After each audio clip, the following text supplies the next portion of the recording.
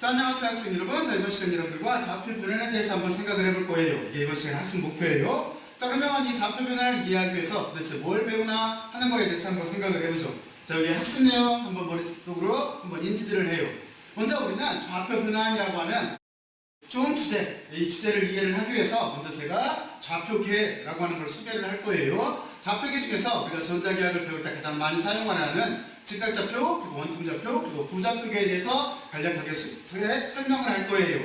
그리고 그 뒤에 어떤 설명을 할 거냐면은 여기 좌표계의 미분 요소라고 되어 있는데 이건 뭐냐면 우리가 좌표계에 대해서 벡터를 바탕으로 다루는 거잖아요. 그렇잖아요. 그래서 여기에서 벡터에 대한 길이 요소, 면적 요소, 그리고 부피 요소라고 하는 게 있어요. 이거를 똑같이 길이, 면적, 부피 요소를 각 좌표계에 대해서 한번 확인을 해볼 거예요. 그리고 그 뒤에 어떤 게 나오는 거냐면 원통좌표계와 부좌표계라고 하는 게 나와요. 이건 무슨 얘기냐면은 우리가 어떤 전기장 같은 걸 다룬다고 생각을 했을 때 이 전기장을 직박적 좌표계에서도 바라볼 수가 있지만 원통이나 부좌표계에서도 바라볼 수가 있어요.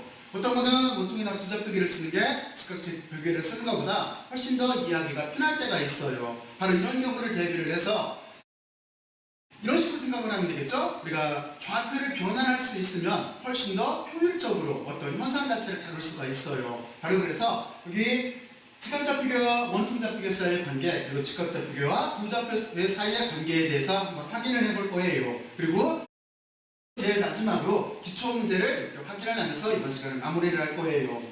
자, 그러면 이제 직각좌표계를 넘어가기 전에 좌표계를 먼저 만든 분이 여기는 르네 데카르트예요. 그래서 여기에다가 이렇게 사진을 잠깐 넣어놨어요. 자, 그러면 이제 다음 장으로 넘어가서 본격적으로 시작을 하죠. 좌표계 소개라고 되어 있는데 여기 좌표계라고 하는 자체는 여러분들이 잘 알고 있겠지만 직관적으로 쉽게 이해를 할 수 있는 직각좌표계라고 하는 게 있고, 그리고 또 하나 원통좌표계가 있고, 그리고 부좌표계가 이렇게 있을 수가 있어요. 그러면 여러분들은 먼저 이 아래쪽에 있는 산수식들에 전혀 신경을 쓰지 말고 먼저 직각좌표계에서 한체를 생각을 하고 XY 공간, XY Z축 공간을 먼저 머릿속으로 떠올려봐요. 과학이라고 하는 자체는 항상 사고 실험을 바탕으로 하는 거예요. 그리고 두 번째, 원통좌표계를 쓸 건데 원통이라고 하는 거를 머릿속으로 상상들을 해봐요. 그리고 부좌표계를 쓸 건데 지금 여기는 구의 1분만을 그려놓은 거예요. 여기를 동그랗게 그리면은 평면상 원처럼 보여서 구의 1분만을 그려놓은 거예요. 여러분들은 축구공이나 배구공 이런 걸 연상을 해서 구의 모양을 한번 상상들을 한번 해보세요. 상상들을 했어요? 자, 그러면 그 뒤에 우리는 어떻게 설명을 할 거냐면은 각 좌표계에 대해서 좌표계의 범위, 그리고 벡터 표시 방법, 그리고 크기에 대해서 설명을 할 거예요. 자, 그러면 뭐를 설명한다라고 하는 건 여러분들이 머릿속으로 인지를 했을 거니까 이제부터 한번 보죠. 먼저 직각좌표계에서 범위는 우리가 직각좌표계는 X, Y, Z축으로 구성되어 있다는 건 여러분들이 잘 알 테고, 그리고 범위는 이렇게 될 수밖에 없어요. X라고 하는 범위는 마이너스 무한대에서부터 플러스 무한대까지 되겠죠? 그리고 Y하고 Z도 똑같아요. X, Y, Z가 모두 마이너스 무한대에서 플러스 무한대까지 이렇게 범위를 가질 수가 있어요. 그리고 원통하고 부좌표계는 여러분들이 직접 몸을 이용을 해서 원통과 구를 한번 만들어 보면은 여기에 있는 게 쉽게 이해가 가요. 자, 그러면 먼저 원통부터 한번 몸으로 만들어 볼까요? 그럼 여러분들은 이렇게 생각을 하면 돼요. 여기 원통좌표계에 쓰이는 요소는 로, 파이, Z라고 하는 요소들이 쓰이게 되어 있는데 무슨 뜻이냐면 로라고 하는 자체는 원통의 중심, 이 중심부터 원통을 만들려고 하는 전까지, 그 전까지의 여기 길이를 우리가 일반적으로 로라고 써요. 여기가 로예요. 그러면 저를 만약에 기준으로 생각을 한다면 지금 제 오른쪽 어깨 쪽에 좌표축이 있다라고 생각을 해봐요. Z축이 있다라고 생각을 해봐요. 그러면 지금 제 팔의 길이, 여기서부터 이만큼 팔의 길이가 로예요. 그러면 이 로라고 하는 자체는 원점부터 시작을 해서 엄청나게 원통을 크게 만들고 싶으면 먼 거리까지, 다시 말해서 무한대까지 이렇게 갈 수가 있겠죠? 바로 그걸 뜻하는 거예요. 그리고 두 번째, 파이라고 하는 자체는 뭐냐면 여러분들이 머릿속으로 상상을 해봐요. 원통을 만들려고 하면은 이 원통을 한 바퀴 쭉 하고 돌아가야 될 거예요. 그럼 제가 직접 해볼게요. 자, 여기서부터 로까지 제 팔이 이만큼 길이니까 이만한 원통을 만들 거예요. 그리고 여기 파이라고 하는 자체는 여기를 이렇게 이 파이만큼, 다시 말해서 360도 회전을 하면 되는 거예요. 그게 여기 있는 파이예요. 그러니까 파이는 0도부터 2파이까지 360도까지일 수밖에 없어요. 그러면 지금 제가 이렇게 회전을 했을 때 실제 이 모양은 뭐가 되겠어요? 우리가 위에서 쳐다본다면 원이 되겠죠? 아직 원통이 아니에요. 그러면 이 원을 원통으로 만들고 싶다라고 한다면 길이축이 있어야 돼요. 그 길이축이 Z예요. 이 Z라고 하는 자체는 이런 축이에요. 다시 말해서 제가 여기 루라고 하는 자체는 8이에요. 8의 길이에요. 파이는 한 바퀴 돌릴 거예요. 그리고 여기 Z라고 하는 자체는 원통의 길이에요. 그러면 이렇게 되겠죠. 이만한 길이를 갖고 이렇게 돌아가게 되면 여러분들 머릿속에 원통이 구성되는 걸 상상할 수 있죠. 바로 그거예요. 그래서 여기 Z도 원의 길이기 때문에 이것도 마이너스 무한대에서부터 플러스 무한대까지 만들 수가 있어요. 바로 이렇게 되면 여러분들이 머릿속으로 여기 있는 원통 좌표계의 강도수 로 파이 Z로 구성되어 있고 그 의미가 뭐고 그 범위에 대해서 생각할 수가 있을 거예요. 꼭 한번 문문을 해봐요. 과학은 직접 해보는 거예요. 해보면 쉬워요. 이거 산수로 읽거나 수식으로 생각하면 그때부터 골치 아파져요. 이 단순한 게. 자, 그러면 여러분들이 잘 이해를 했을 거라고 생각을 하고, 자, 이제 여기 구좌표계로 넘어갈게요. 구좌표계라고 하는 것도 여러분들이 문문을 한번 해봐요. 자, 이제 어떻게 생각을 하면 되는 거냐면 구좌표계는 R 세타 파이로 돼 있어요. 그러면 R이라고 하는 자체는 뭐냐면 이쪽에서 원통을 정의를 할 때 우리가 8의 길이를 로로 썼어요. 그래서 이거와 구별하기 위해서 일반적으로 구좌표계에서는 여기 9의 표면까지의 길이 거기를 우리가 R이라고 해요. 그러니까 제가 지금 여기서 다시 9를 만들어 볼게요. 그러면 R은 이해가 갔어요. 다시 여기가 Y축이라고 한다면 이게 Y축이에요. 그러면 제가 여기가 0점이에요. 여기서부터 이만한 9를 만들 거예요. 여기 8의 길이가 R이에요. 그러면 세타는 뭐냐면 9를 머릿속으로 생각을 하면은 이 9가 틀림없이 천장에서부터 시작해서 바닥면으로 이렇게 내려가야 될 거예요. 그렇죠? 그러면 여기에 이렇게 제 손끝을 보고 생각을 해보면은 여기에 이렇게 반원이 남아요. 그렇죠? 반원 나와요. 그게 여기 있는 세타예요. 그러니까 이 세타는 위쪽부터 시작해서 반원을 그릴 거기 때문에 아래쪽까지 내려갈 거기 때문에 180도까지일 수밖에 없어요. 그러니까 0부터 180도까지예요. 그리고 내가 이렇게 들어간 이 반원을 여기 파이라고 하는 자체는 뭐냐면 한 바퀴 돌릴 거예요. 그러니까 다시 한번 얘기할게요. 팔을 들어서 반원을 그릴 거예요. 이거를 한 바퀴 이렇게 돌릴 거예요. 그러면 여러분들 머릿속에 9가 형성이 되겠죠? 바로 그거예요. 그래서 여러분들 요소를 알고 있어야 돼요.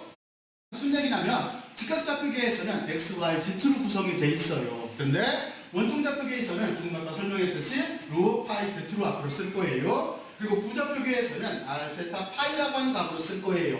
그리고 여러분들은 꼭 한번 직접 저 모양을 한번 문을 만들어 봐요. 그리고 그 뒤에는 더 간단해요. 벡터 표기 방법, 벡터라고 하는 자체는 일반적으로 두 가지로 써요. 근데 저는 당분간은 위에는 행렬식이라는 표현이에요. 우리가 행렬을 쓸 때 행이, 열이 이게 다 벡터인 거잖아요. 그래서 행렬식으로 쓴 건데 가급적이면은 저는 처음에 여러분들한테 설명할 때는 이것처럼 이렇게 벡터로 다 쓸 거예요. 그래서 A라고 하는 벡터가 있다라고 했을 때 무슨 뜻이냐면 이거예요. 여기에 A의 X, A의 Y, A의 Z라고 하는 뒤에 이 부분은 여기는 단위 벡터를 뜻하는 거예요. 단위 벡터라고 하는 자체는 크기가 1이고 방향 승부를 갖는 벡터를 말하는 거예요. 그리고 앞에 붙은 A의 X, A의 Y, A의 Z라고 하는 자체는 그 방향에 따라서 다시 말해서 X축 방향의 크기, Y축 방향의 크기, Z축 방향의 크기가 되는 거예요. 우리가 잘 알고 있듯이 A라고 하는 벡터를 지금 직각좌표 내 공간에서 이렇게 쓸 수가 있어요. 자, 그러면 원통좌표계는 어떻게 쓰면 되겠어요? 원통좌표계는 저쪽에서 유출을 해보면 이렇게 쓸 수가 있겠죠? 이쪽은 요소가 로, 파이, z로 되어 있으니까 그러니까 여기도 똑같이 단위 벡터가 로, 파이, z 방향을 가질 거예요. 그렇잖아요? 단위 벡터는 크기가 1이고 방향 성분이 있는 거예요. 그러니까 여기가 로라고 하는 자체는 팔의 길이 방향이 되는 거고 지금 그게 되는 거고 그리고 여기 파이라고 하는 자체 그리고 z라고 하는 자체는 각 축의 단위 벡터가 되는 거예요. 그러니까 만약에 단위 벡터를 지금 제가 들고 있는 여기 파워포인트 이게 단위 벡터라고 한다면 A의 로라고 하는 방향은 제 8의 방향인 거니까 지금 이 방향이 지금 여기 A의 로 방향이 되는 거예요. 근데 파이 방향이라고 하는 자체는 어느 방향인 거냐면 제가 얘를 가지고 한 바퀴 돌릴 거잖아요. 그러니까 실제는 지금 손으로 이렇게 잡으면 이 방향이 되는 거예요. 왜냐면 여러분들이 봤을 때 이렇게 돌아가기 때문에 팔의 측각인 방향이 되는 거예요. 이거죠? 그리고 여기에 있는 Z축 방향이라고 하는 자체는 플러스 기준으로 말하는 거예요. Z축 방향이라고 하는 자체는 위축으로 이쪽 방향인 거죠. 그러니까 Z축 방향은 요의 방향을 제 팔로 봤을 때 여기 A의 Z축 방향의 단위 벡터라고 하는 자체는 바로 이게 되는 거예요. 이쪽이 되는 거예요. 만약에 방향을 반대로 뒤엎이게 되면은 이렇게 거꾸로 되게 되면은 마이너스를 붙여주면 되는 거예요. 여기 회전도 마찬가지예요. 지금 우리가 시계 반대 방향으로 돌 때, 시계 반대 방향으로 이렇게 돌아갈 때 이쪽을 플러스로 잡을 거예요. 그 반대로 되면은 시계 방향으로 돌아가게 되면은 마이너스로 잡을 거예요. 바로 그 방향이 되는 거예요. 자, 그러면 여기까지 원통좌표계에서 벡터적 표현법을 알아봤고, 그리고 구좌표계로 들어갈게요. 구좌표계에서는 r 세타 파이로 써요. 그러니까 여기도 r 세타 파이가 될 거예요. 그리고 여기도 방향만 확인을 해보죠. R의 방향이라고 하는 자체는 제 팔의 길이가 구좌표계일 때 R이었기 때문에 같은 방향이 될 거예요. 그렇죠? 팔의 방향과 같은 방향이 될 거예요. 만약에 벡터가 이렇게 돼 있다고 한다면 지금 이게 R의 방향인 거예요. 만약에 아래쪽으로 간다고 한다면 이게 R의 방향인 거예요. 단위 벡터의 방향이 되는 거예요. 그리고 세타의 방향이라고 하는 자체는, 세타는 여러분들이 아까 어떻게 설명했냐면 위에서부터 밑으로 내린다고 그랬어요. 그러니까 세타의 방향은 이렇게 되는 거예요. 얘가 부터 시작을 해서 여기는 팔의 방향과 직각이겠죠? 여기서부터 시작을 해서 아래쪽으로 돌아가는 방향이 될 거예요. 지금 제가 위에서 내리는 방향을 플러스로 잡을 거예요. 이게 세타의 방향인 거예요.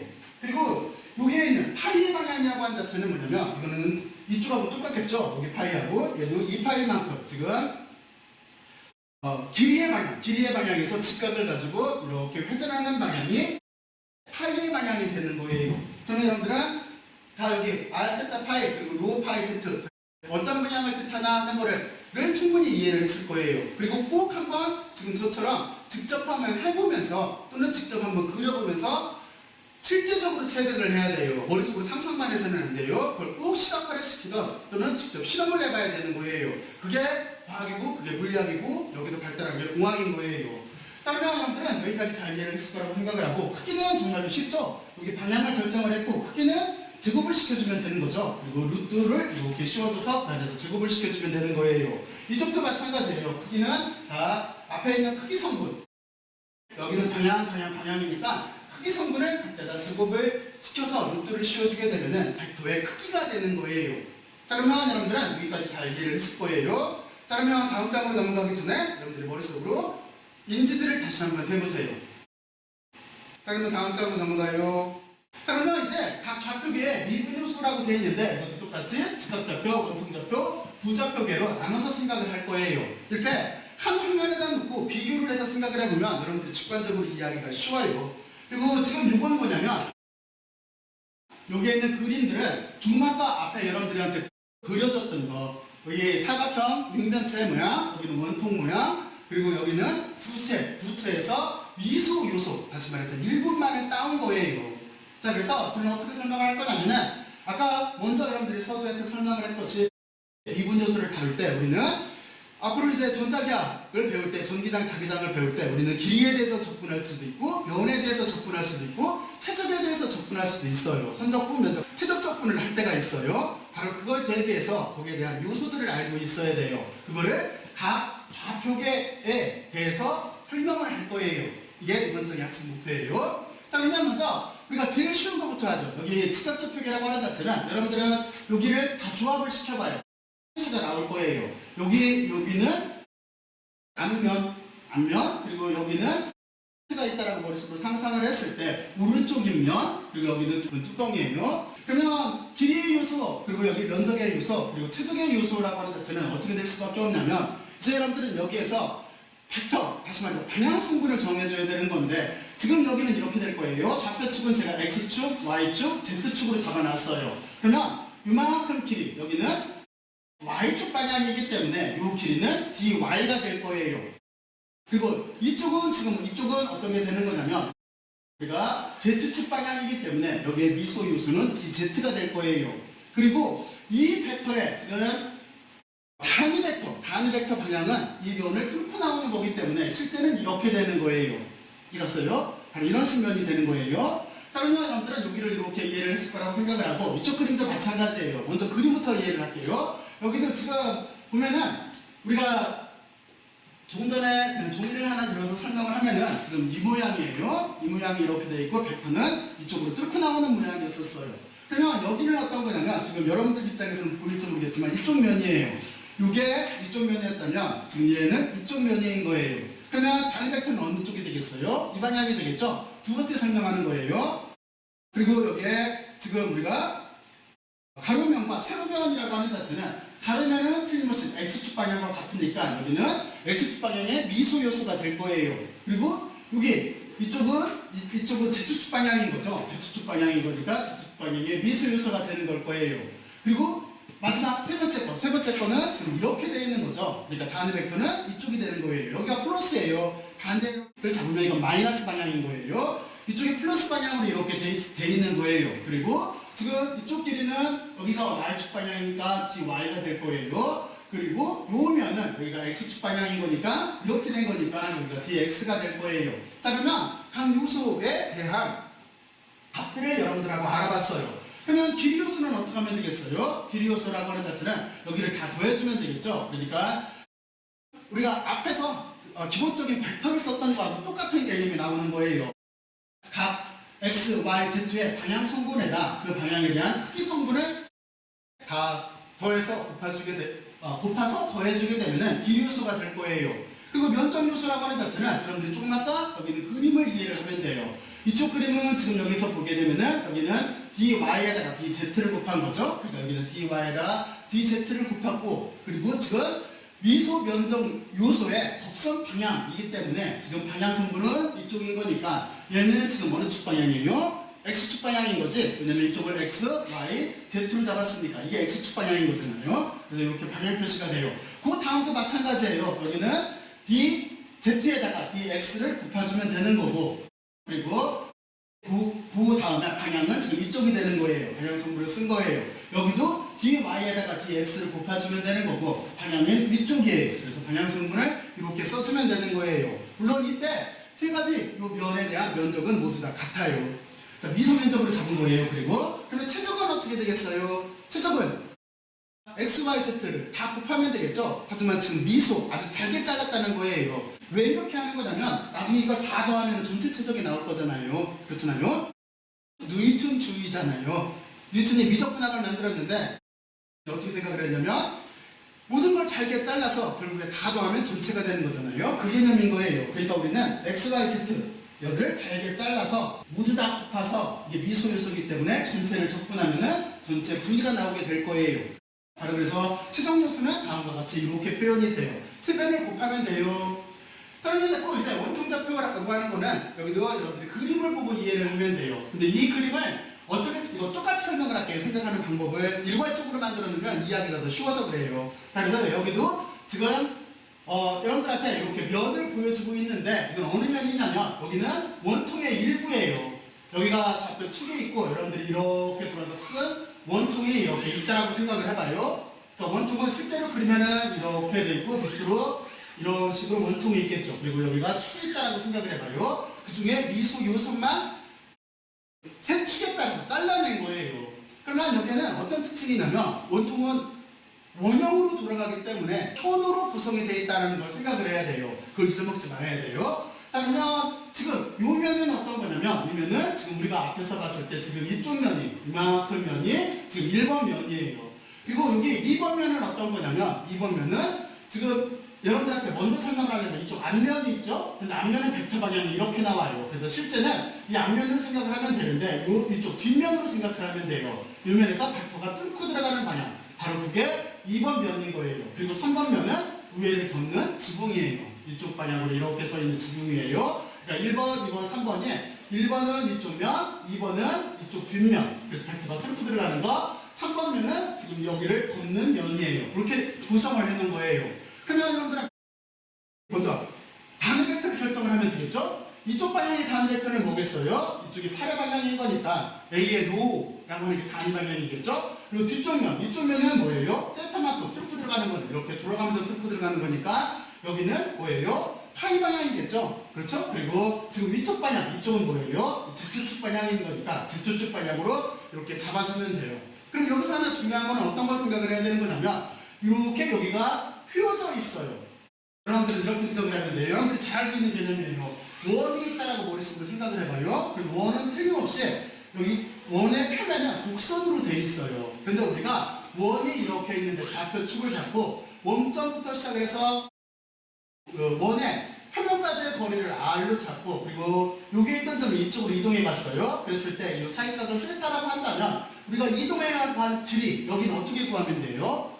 이 길이를 만약에 s라고 한다면 여기는 반지름 r에다가 각도 세타를 이렇게 곱해주면 되는 거잖아요.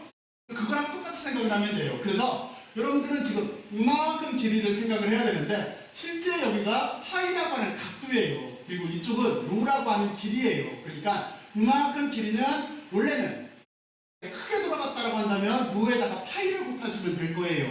하지만 이 각도가 아주 작게 미소 요소이기 때문에 아주 작게 움직였어요. 그러면 파이를 아주 작게 표현해주면 되겠죠? 그래서 여기가 d 파이가 되는 거예요. 그러니까 원래는 로의 파이예요. 하지만 각도가 작게 움직였기 때문에 d 파이로 써주는 거예요. 바로 그래서 이만큼은 로의 d 파이예요. 그리고 이쪽은 z축 방향인 거예요. 그러면 첫 번째 그래프가 해석이 됐고 두 번째는 여러분들이 이쪽 면이기 때문에 쉽죠? 여기는 이쪽 길이는 z축만큼의 길이 되고 그렇죠? 미소 요소일 테고 그리고 여기는 이쪽은 뭐게 되겠어요? 이쪽은 팔의 방향인 거니까 여기는 뒤로 방향일 거예요. 팔의 길이 방향인 거니까 그렇게 여기는 두 번째는 쉽게 결정을 할 수가 있고 세 번째는 똑같아요. 세 번째는 여기가 뚜껑인데 우리는 이만큼 길이를 아까 설명했듯이 이 파이에다가 루를 곱해주면 되는 거예요. 그리고 이쪽은 팔의 길이 방향이니까 뒤로 방향이 되는 거예요. 자 그러면 여러분들은 이 그림을 한번 그려봐요. 원통을 상상하고 여기 그림을 그려봐요. 그럼 여기가 이해하기가 쉬워요. 그래서 아니면 이렇게 일부라도 그려놓고 한번 비교해서 생각을 해봐요. 그냥 길이 요소라고 하는 자체는 어떻게 되겠어요? 길이 요소라고 하는 자체는 지금 세 개의 축을 그러니까 이쪽에서는 로 파이 z를 가지고 있기 때문에 파이자는 지금 이렇게 쓰나 이렇게 쓰나 똑같아요. 이거 폰트 때문에 그래요. 여기가 파이예요.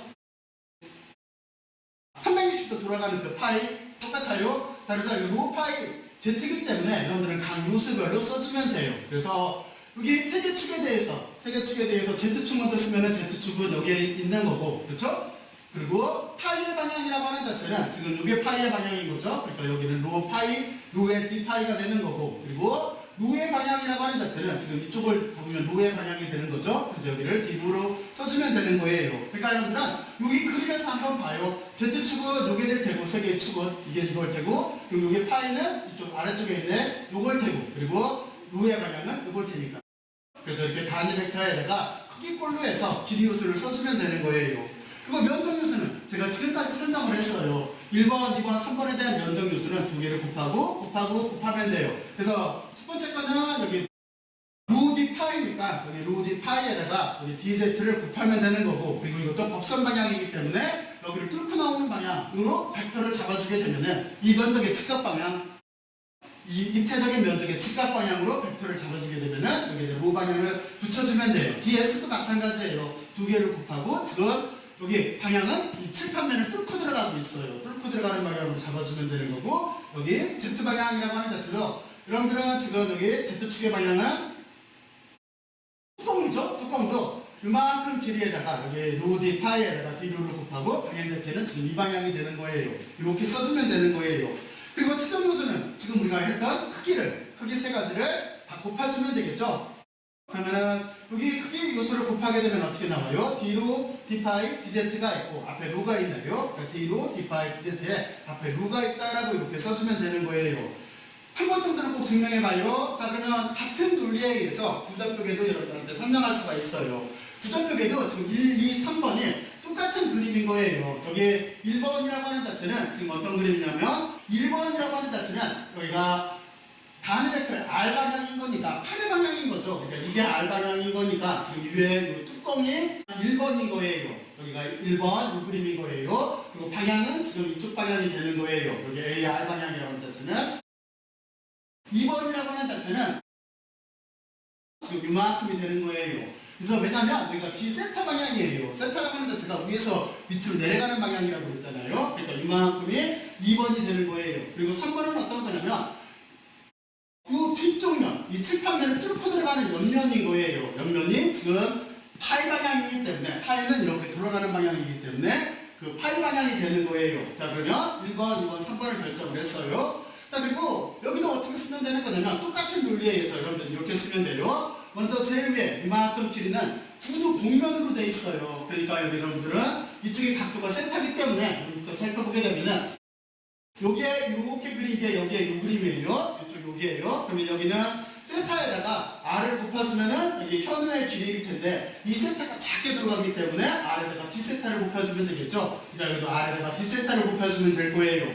그리고 이쪽에 지금 이만큼 길이, 여기나 여기 길이나 똑같을 테니까 미소요수니까 지금 그거는 여기를 뜻해요. 여기는 여러분들이 어떻게 생각하면 되는 거냐면 보일지 모르겠는데 모양이 여기가 세타고 지금 여기 길이가 로예요. 그러니까 여기는 r 사인 세타가 되는 거예요. 이 길이를 우리가 로라고 한다면 여기를 로와 r 사이 관계로 나타나게 된다면 지금 여기가 세타고 여기가 직각인 거니까 여러분들이 삼각함수에서 사인 세타라고 하는 자체는 여러분들이 빗면분의 높이가 되는 거잖아요. 그러니까 여기가 빗면이 r이 되는 거고 여기가 로가 되는 거니까 사인 세타라고 하는 자체는 r분의 로가 되고 그리고 이거를 로 입장으로 쓰면은 r 사인 세타가 되는 거잖아요. 바로 그거예요. 그래서 바로 지금 이걸 찾으려고 하는데 여러분들이 이만큼을 결정을 해놓고 나서 그래서 이 길이가 r 사인 세타의 d 파이가 되는 거예요. 여러분들 여기까지 갔죠? 그래서 이쪽이 이렇게 r 사인 세타의 d 파이가 되는 거예요. 차근차근 하나하나 따라가 봐요. 그러면 이거 별거 아니에요. 자 그러면 여러분들 여기까지 잘 이해를 했을 거라고 생각을 하고 세 번째 요 그림은 지금 이 조그마한 최종 요소의 저쪽 뒤쪽 면이에요. 뒤쪽 면. 바로 보기는 여러분들은 어떻게 쓸 수가 있냐면 이 길이는 dr이니까 dr로 쓰고 그리고 뒤쪽 면에 곡률 여기 휘어진 거는 이쪽 값이 세타기 때문에 d 세타로 써주면 될 거예요.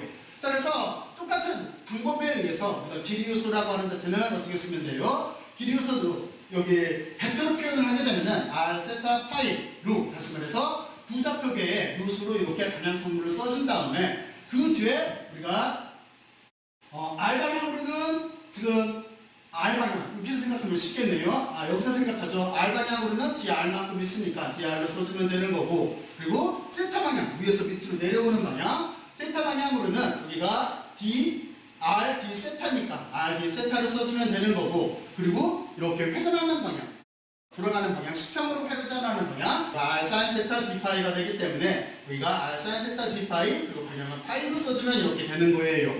자 그러면 여러분들 여기까지 얘기했죠? 자 그러면 이렇게 길이 요소를 결정을 했고 그리고 여기 면적 요소라고 하는 자체는 여러분들이 방금 전에 이 그림을 이해했던 거를 이렇게 곱하고 여기도 곱해서 써주면 되는 거예요. 그래서 면적 요소는 지금 이쪽 뚜껑 요 위에 있는 면 거기는 r 제곱의 사인 세타의 d 세타에다가 여기 d 파이 그리고 방향은 dr 방향이 될 거예요. 그리고 지금 여기 보면은 두 번째 거 보면은 밑으로 내려가는 이쪽 면 아래쪽으로 내려가는 면 이 면은 두 값을 곱하고 방향은 지금 이 방향이 될 거예요. 그리고 세 번째 이 면을 뚫고 들어가는 방향 이렇게 회전해야 되는 거니까 뚫고 들어가는 방향 거기는 r에다가 dr을 이렇게 곱하고 이 두 개 여기 r에다가 dr, d세타를 곱하고 그리고 방향은 지금 이 면을 뚫고 들어가는 방향이 될 거예요. 자 이렇게 써주면 돼요. 그리고 최종 요소는 지금 dr, r, d 세타 그리고 r 사인 세타 dr을 다 곱해주면 돼요. 그러면 r이 두 번 있네. 그러니까 r 제곱이 될 테고 사인 세타 했으니까 사인 세타가 되고 그 뒤에는 dr, d세타, d 파이볼로 나타나게 될 거예요. 이게 최종 요소가 되는 거예요. 자 그러면 여러분들은 여기서 꼭 한번 그려봐야 돼요. 여러분들 틀림없이 잘할 거예요. 잘할 건데 꼭 한번 그려보면서 저처럼 이렇게 천천히 따라가면서 한번 해봐요. 눈으로만 보려면 잘 안 보여요. 근데 여러분들이 상상을 하고 시각화를 한번 시켜보면은 이거 정말로 충분히 이해할 수 있는 정도밖에 안 되는 거예요. 여러분들은 정말 다 잘하고 있어요. 자 그러면 이렇게 좌표계의 미분 요소에 대해서 알아봤어요. 직각좌표, 등좌표, 부좌표계에 있을 때 최종 요소 같은 것들은 가급적이면 기억을 하고 있으면 좋아요. 좋은데 한 번 정도는 꼭 한번 해보고 이렇구나 정도는 알고 있어야 돼요. 그리고 이따가 여러분들한테 제일 마지막에 여기는 최종 요소, 부좌표계에서 최종 요소 그리고 면적 요소를 가지고 제가 여러분들한테 가우스 법칙에서 이렇게 쓰여요 하는 거를 여러분들한테 모양을 보여줄 거예요. 과학은 실제로 어디다 쓰여야 되는 거지 그렇지 않으면 산수인 거예요. 자 그러면 여러분들은 여기까지 잘 이해를 했을 거라고 생각을 하고 이제 다음 장으로 넘어갈게요. 자 이제 이 장에서는 아까 여러분들한테 설명했듯이 제목은 원통좌표계라고 이렇게 돼 있는데 어떤 설명을 할 거냐면 좀 복잡해 보이더라도 천천히만 따라와 봐요. 한 면에다가 이렇게 전체적인 상황이 보이면 여러분들 이해하기가 더 쉬워요. 자, 그러면 여기서 어떤 설명을 할 거냐면은 이거예요. 먼저 원통좌표계를 설명을 할 건데 목적 자체는 뭐냐면 우리가 전기현상, 자기현상 같은 걸 다룰 때 전기현상이나 자기현상을 꼭 직각좌표계의 관점에서 바라볼 필요가 없는 거예요. 때로는 원통좌표계에서 바라보거나 또는 구좌표계에서 바라보게 되면은 그 현상 자체를 훨씬 더 쉽게 기술할 수가 있을 수도 있어요. 실제로 있어요. 바로 그러기 위해서 우리는 직각좌표계와 원통좌표계 사이의 관계, 그리고 또 직각좌표계와 구좌표계 사이의 관계, 그러니까 좌표계 사이의 서로 관계를 알 거예요. 쉽게 말해서 이거는 좌표 변환이라고 하는데 좌표를 변환시켜서 어떤 현상을 좀 더 쉽게 이해를 해보자 하는 게 목적이에요. 근데 저도 여러분들 때 처음에 배울 때는 이게 더 복잡하지 않나 하고 생각이 들어요. 근데 나중에 이렇게 조금 산수 계산을 하고 나서 한번 생각을 해보고 나면은 여러분들이 나중에 뒤에 가서 전기장이나 자기장을 훨씬 더 효율적으로 나눌 수가 있을 거예요. 자, 그러면 이렇게 부연 설명을 왜 배운다라는 걸 알고 있어야 되잖아요. 부연 설명을 해놓고 이제 지금부터 여러분들 한번 보죠. 먼저 여기는 지금 어떻게 그린 거냐면 원통좌표계라고 해서 축을 X축, Y축, Z축으로 잡은 거예요. 그리고 여기 하나의 점이 있어요. 이 점이 있는데 저 점까지의 벡터를 제가 여기서 만약에 이렇게 그렸다고 봐요. 이렇게 그린 벡터를 그냥 A 벡터라고 한다면 물론 원점에서 그렸으니까 여기는 지금은 위치 벡터가 되겠죠. 이 위치 벡터를 만약에 A라고 그렸을 때 이 위치 벡터라고 하는 자체를 직각좌표계를 써서 분석할 수도 있어요. 하지만 원통좌표계를 써도 분석할 수도 있는 거예요. 그럼 여러분들은 머릿속에 오버를 해서 두 가지로 그려봐요. 하나는 점을 직각좌표로 아까 말했지만 상상을 해요. 육면체를 갖다 여기다 이렇게 씌워요. 그리고 또 하나는 이 점을 중심으로 이렇게 원통을 만들어 봐요. 여기 원통을 이렇게 만들어 봐요. 또 하나는 평행삼분 이렇게 이동해서 여기에다가 이렇게 육면체를 한번 만들어 봐요. 그러면 여러분들은 제가 지금 무슨 설명을 하려고 하는지 이해가 갔죠? 어떤 하나의 점을 가지고 우리가 관찰을 해서 얘를 분석하고 싶어요. 그런데 직각좌표계를 사용할 수도 있고 여기 있는 것처럼 X, Y, Z로 직각좌표계로 이 점을 논할 수도 있고 또 하나는 원통좌표계, 로 파이 Z라고 하는 원통좌표계를 이용해서도 논할 수가 있는 거예요. 자, 그러면 여러분들은 어떤 의미다 라고 하는 걸 잘 이해를 했을 거니까 자, 이제부터 몇 가지 처리만 하죠. 그랬을 때 우리가 이만큼 길이를 여기를 Z, 여기를 Z로 쓸 거예요. 이 길이를 Z축 방향의 길이를 Z로 쓸 거예요. 이게 크기예요. 그리고 지금 돌아가는 각도, 원통으로 잡았을 때는 이렇게 돌아가는 거겠죠. 그러니까 지금 주제가 원통좌표계잖아요. 그러니까 여기를 파이라고 쓸 거예요. 파이라고 하는 자체는 몇 번 얘기하지만 지금 이쪽 면에 있는 거예요. 여러분들은 종이에다가 이렇게 돼서 이렇게 돼 있는 거예요. 지금 축 자체가. 자, 그러면 여러분들 고기를 이해를 했을 거라고 생각을 하고, 그리고 지금 요만큼 길이를 로라고 이렇게 놓을 거예요. 팔의 길이 이걸 로라고 놓을 거예요. 그러면 여러분들은 이렇게 생각을 하면 되겠죠. 그러면 X축 방향에 여기 이만큼 길이 여기서 이렇게 빛을 비춰봐요. 그러면 틀림없이 로라고 하는 벡터에 그림자가 여기에 이렇게 생기게 될 거예요. 그리고 Y축 방향으로 빛을 이렇게 비치게 되면 이쪽에 그림자가 생기게 될 거예요. 그랬을 때 우리는 X축 방향의 길이라고 하는 자체는 지금 어떻게 될 수밖에 없냐면 여기가 파이예요. 파이기 때문에 이쪽은 코사인 세타, 그러니까 다시 말해서 로의 코사인 세타가 될 수밖에 없어요. 이 길이는. 그리고 이쪽은 어떻게 되겠어요? 이쪽은 지금 여기가 파이면은 이쪽이 억각으로서 파이가 되는 거죠. 그래서 여기는 이쪽 길이는 Y축 방향의 길이는 로의 사인 파이가 되는 거예요. 그러면 우리는 X, Y, Z로 X, Y, Z축에 대한 답을 지금 보면은 로, 파이, Z로 표현한 거죠. 다시 말해서 직각좌표계와 원통좌표계 사이의 관계를 찾은 거예요. 자, 그러면 이렇게 해놓고 나서 이걸 지금 기호 처리를 했어요. 그럼 여러분들이 이렇게 생각하면 될 거예요. 이쪽은 X, Y, Z. 다시 말해서 직각좌표계의 요소예요. 근데 이쪽은 로, 파이, Z. 원통좌표계의 요소예요. 그래서 여러분들이 방금 이렇게 결정한 값을 가지고 직각좌표계와 원통좌표계 사이에 썼어요. 그러면 반대로도 쓸 수가 있는 거죠. 이쪽은 로, 파이, Z고 이쪽은 직각좌표계 요소예요. 그러니까 반대로 직각좌표계 요소를 가지고 원통좌표계도 쓸 수가 있는 거예요. 그러면 서로 양쪽으로 왔다 갔다 할 수 있다는 소리인 거죠. 그렇죠? 그러면 이쪽을 한번 확인해 볼까요? 로라고 하는 자체는 여기는 방금 여기서 그렸으니까 그죠? 그래서 이쪽을 확인하게 되면은 로라고 하는 길이는 우리가 피타고라스 정리에 의해서 이쪽에 X축, 여기가 Y축인 거니까 그러니까 여기는 크기는 X의 제곱 플러스 Y의 제곱에 이렇게 루트를 씌우면 될 거예요. 피타고라스 정의에 의해서. 그리고 파이라고 하는 자체는 지금 파이는 여기가 파이예요. 그리고 이쪽이 90도인 거예요. 머릿속으로 상상을 해야 돼요. 그림을. 이쪽이 90도니까 여기 파이 값이라고 하는 자체는 탄젠트를 써서 계산하면 쉽죠. 하지만 탄젠트는 밑변분의 높이인 거예요. 그러니까 밑변은 x일 테고 높이는 y일 테니까 이렇게 x분의 y로 써주고 탄젠트를 넘겨서 아크 탄젠트로 이렇게 써주게 되면은 여기 파이 돌아가는 각도가 이렇게 나오게 될 거예요. 그리고 z는 지금 보면은 그냥 z예요. 그렇죠? 여기는 z축은 그냥 z인 거고. 그러면 여기서 여러분들은 직관적으로 다시 한번 말하지만 그걸 느껴야 돼요. 우리는 로 파이 z라고 하는 원통좌표계 요소를 써서 x, y, z라고 하는 직각좌표계도 표현할 수가 있고 거꾸로 직각좌표계 x, y, z라고 하는 직각좌표계 요소를 써서 로 파이 z라고 하는 원통좌표계도 표현할 수가 있는 거예요. 그래서 여기를 좌표 변환이라고 부르는 거예요.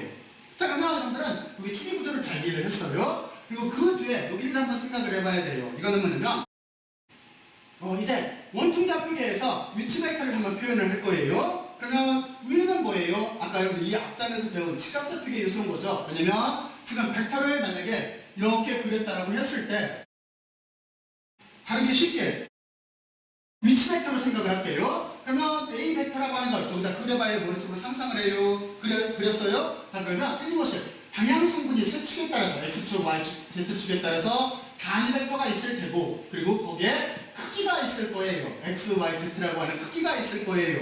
물론 지금 이 벡터라고 하는 자체는 평면이 아니고 이렇게 공간상에 있는 거예요.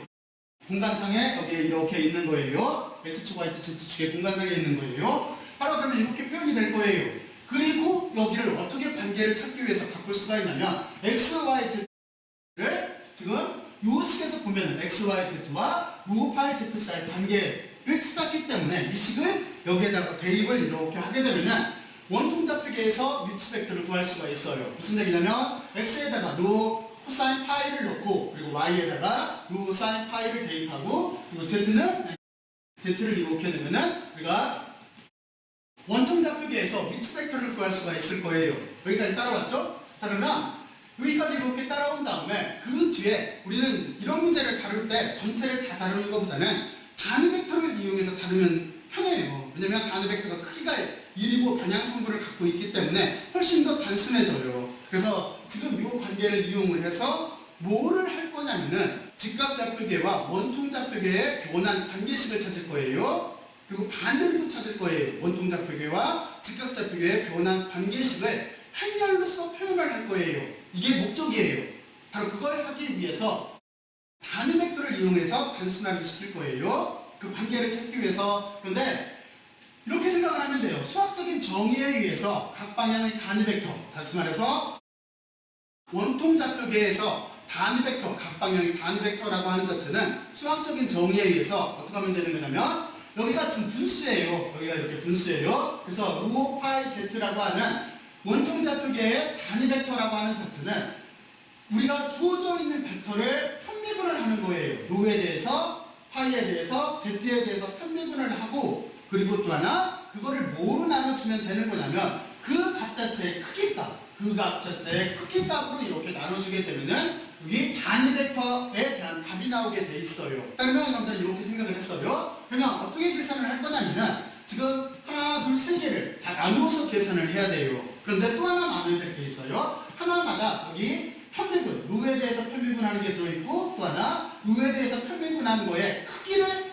또 한 번 계산을 해줘야 돼요. 그래서 1번, 2번으로 분수기 때문에 위에 분자 그리고 분모를 1번, 2번으로 나누어서 계산을 할 거예요. 자, 그러면 1번부터 계산을 해볼까요? 그러면 여러분들 이렇게 생각을 하면 돼요. 1번으로 이렇게 와서 로를 구할 거예요. 로 방향 8길의 단위 벡터를 구할 거예요. 그러면 여러분들은 여기를 먼저 계산하면 되는데 어떻게 계산하면 되는 거냐면 A 벡터를 로 방향에 대해서 편미분을 안 해요. 자, 그러면 여러분들은 편미분 전 시간에 배웠잖아요. 그러면 로에 대해서만 신경을 써주면 되는 거예요. 나머지 변수들을 상수 취급해서 없애주면 되는 거예요. 그렇잖아요. 그러니까 지금 로만 고려를 하기 때문에 여기 위에 있는 요 식을 미분할 거잖아요. A 벡터가 이거니까. 그러니까 요 식에서 보면은 여기는 로가 있고 로가 있으니까 여러분들 요 두 값은 계산하고 여기는 로가 없어요. 그러니까 여기는 상수 취급해서 0으로 날리면 되는 거예요. 그럼 여기를 편미분하면 어떻게 되겠어요? 여기 로에 대해서 편미분을 하게 되면은 코사인 파이의 A의 X축 방향에 단위 벡터가 남네. 그렇죠? 그 값을 지금 여기에다 써준 거예요. 그리고 그 뒤에 여기 로가 있으니까 로에 대해서 편미분을 하게 되면은 이만큼 값만 남는 거죠. 그러니까 sin 파이의 A의 Y축 방향에 단위 벡터만 남네요. 그 값을 여기다 써준 거예요. 그리고 Z는 여기는 로를 포함하고 않고 있기 때문에 편미분 상황에서는 상수 취급돼서 0이에요. 그러면 여러분들은 제일 첫 번째 1번 계산했죠? 그 값은 바로 지금과 같이 이렇게 돼요. 그러면 그 뒤에는 어떻게 해야 되겠어요? 그 뒤에는 여기 있는 것처럼 지금 우리가 구한 그 값 자체의 크기를 구해줘야 되겠죠? 그러면 이 벡터의 크기를 구해줘야 된다는 소리예요. 그러면 지금 구한 이 벡터의 크기를 구하게 되면은 제곱에서 루트를 씌우면 되는 거예요. 그러면 여기 제곱하면 코사인 제곱 파이가 될 테고, 그리고 단위 벡터는 크기가 어차피 1이었었어요. 그러니까 1로 안 써도 되는 거고, 그리고 사인 파이의 제곱을 써주면 되는 거고, 그리고 y축 방향의 단위 벡터도 크기가 1이기 때문에 1이 돼요. 그러면 여러분들이 제일 잘하는 거 나왔네. 사인 제곱, 코사인 제곱 뭐 나와요? 1 나오지? 그쵸? 그래서 여기 값 자체는 루트 값 자체를 계산하는, 크기를 계산하는 이 값 자체는 1이 나와요. 자, 그러면 이렇게 두 값을 계산을 했죠? 그러면 이제 세 번째 뭐를 해야 돼요? 실제는 여기를 나눠줘야 되는 거죠. 그래서 여기 2번으로 일식을 나눠줬어요. 벡터에 대한 편미분한 크기 값을 가지고 벡터를 편미분한 값을 나눠줬어요. 그러면 지금은 1이기 때문에 여기를 1로 나눠봤자 그 값이 그대로 나오겠죠. 그래서 똑같은 값을 이렇게 써주면 돼요. 자, 그러면 첫 번째 항을 우리가 계산을 했어요. 자, 그러면 이제 여러분들이 아직 초기 지금 전자기학을 배우고 있으니까 그냥 하나하나 따라가 보죠. 다음에 이번에는 파이에 대한 값을 구하고 싶어요. 파이라고 하는 자체는 세타 값이었어요. 그럼 여기도 똑같이 여기 있는 값 자체를 파이에 대해서 편미분을 하게 되면은 여기 파이 들어있죠? 그러면 여기 코사인 편미분하면 뭐 나와요? 사인 나오죠? 대신 마이너스가 붙죠? 그러니까 여기는 마이너스 로 사인 파이가 나오는 거예요. 그리고 단위 벡터를 써주면 되는 거예요. 그리고 여기도 보면은 파이로 편미분하는데 파이가 있네. 그럼 사인 미분하면 코사인 나오는 거죠. 그러니까 여기는 로 코사인 파이에 여기 단위 벡터를 써주면 되는 거예요. 그러면 여기는 뭐 나와요? 여기는 파이로 편미분했을 때 상수 취급되는 거죠. 그러니까 여기 0 나와서 쓸 필요가 없어요. 그래서 우리가 여기는 1번을 계산하면은 다음과 같이 이렇게 나오게 돼 있어요. 그리고 그 뒤에는 뭐를 해야 돼요? 지금 구한 이 값 자체의 크기를 구해야 되는 거죠. 크기를 구하게 되면은 여기를 제곱시켜서 루트를 씌워주면 되는 거예요. 그러면 여기 마이너스는 플러스가 될 테고, 제곱, 로의 제곱, 사인 파이의 제곱, 플러스 여기는 로의 제곱, 그리고 코사인 파이의 제곱이 될 거예요. 그러면 여기도 똑같이 로를 묶어주게 되면은 사인 제곱, 코사인 제곱은 1이 될 테고, 그리고 로의 제곱에 루트 꼴이 있으니까 로가 밖으로 빠져나오면은 제곱에서 루트를 빠져나오면은 로만 남게 될 거예요. 여기까지 갔죠? 자, 그러면 그 뒤에는 뭐를 해야 돼요? 여기가 분수꼴이었으니까 지금 2번으로 1번을 나눠줘야 되겠죠? 편미분한 크기를 벡터를 편미분한 거로 나눠줘야 돼요. 그러면 로로 여기를 여러분이 여기다 이렇게 남다 하고 로를 가지고 나눠봐요. 그러면 로로 약분되고 로로 약분되죠. 그래서 우리는 로를 약분해서 써주면 되겠네요. 마이너스 사인 파이하고 단위 벡터가 남는 거고, 이쪽은 로 없어지고 플러스 코사인 파이하고 여기에 단위 벡터가 이렇게 남게 되는 거예요. 그러면 여기까지 구했어요. 그리고 세 번째도 이제 시작한 김에 봐서 해보죠. 세 번째는 Z에 대해서 편미분을 하라고 돼 있어요. 그러나 지금 보면 이쪽 값은 어떻게 돼요? 여기는 Z를 포함하고 있지 않기 때문에 0, 0으로 없어져요. 그러면 여기는 편미분을 하게 되면은, Z에 대해서 편미분을 하게 되면은 단위 벡터가 남겠네. 그래서 여기가 단위 벡터만 이렇게 남게 되는 거고, 그리고 두 번째, 지금 구한 거의 크기를 구하래요. 크기는 어떻게 돼요? 여기가 단위 벡터는 크기가 1이기 때문에 제곱해서 루트 씌워도 그냥 1이 남아요. 그리고 세 번째 어떻게 돼요? 여기가 분수꼴이기 때문에 2를 나눠주게 되면은 여기는 그대로 여기에 단위 벡터 꼴, A의 Z방향의 단위 벡터 꼴이 이렇게 남게 되어 있는 거예요. 자, 그래서 식자체를 이렇게 할 거예요. 그래서 우리가 구한 식을 여기를 1식, 여기를 2식, 여기를 3식 번호를 붙여줄 거예요. 그리고 다음 장으로 넘어갈 거예요. 자, 그러면 여러분들은 지금 어떻게 논리전개를 했나 하는 거를 다시 한번 머릿속으로 한번 생각을 해봐요. 도대체 뭐를 하고 있나 하는 걸 생각을 해봐요. 생각했어요? 지금 우리는 직각좌표와 원통좌표 사이에 관계를 구하려고 하는 거예요. 관계를 한열식으로 표현해서 편하게 다룰 수 있도록 만들고 싶은 거예요. 자, 그러면 뭐를 한다는 걸 여러분들이 잘 이해를 했을 거라고 생각을 하고 이제 다음 장으로 넘어가죠. 자, 그러면 이렇게 해놓고 나서 이제 그 다음 장으로 넘어가서 보면은 지금 이제 여기 1, 2, 30 이걸 이용을 할 거예요. 그러면 그 식을 가지고 넘어가요. 조금 아까 여러분들이 썼던 1번, 2번, 3번식에 대한 식을 지금 여기다가 이렇게 썼어요. 그리고 그 식 자체를 4번으로 썼어요. 여러분들이 방금 전에 구한 식이에요.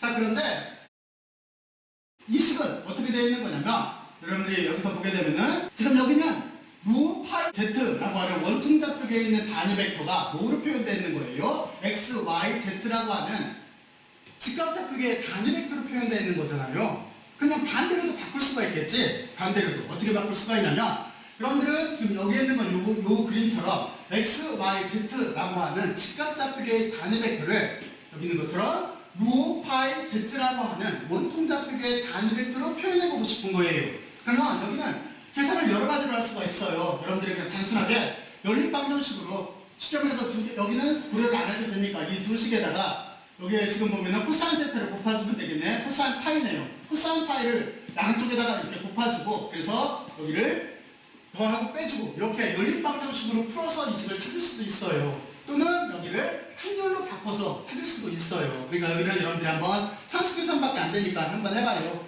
지금 좌변에 있는 식은 x, y, z 직각좌표계의 요소로 원통좌표계의 요소를 나타낸 거예요.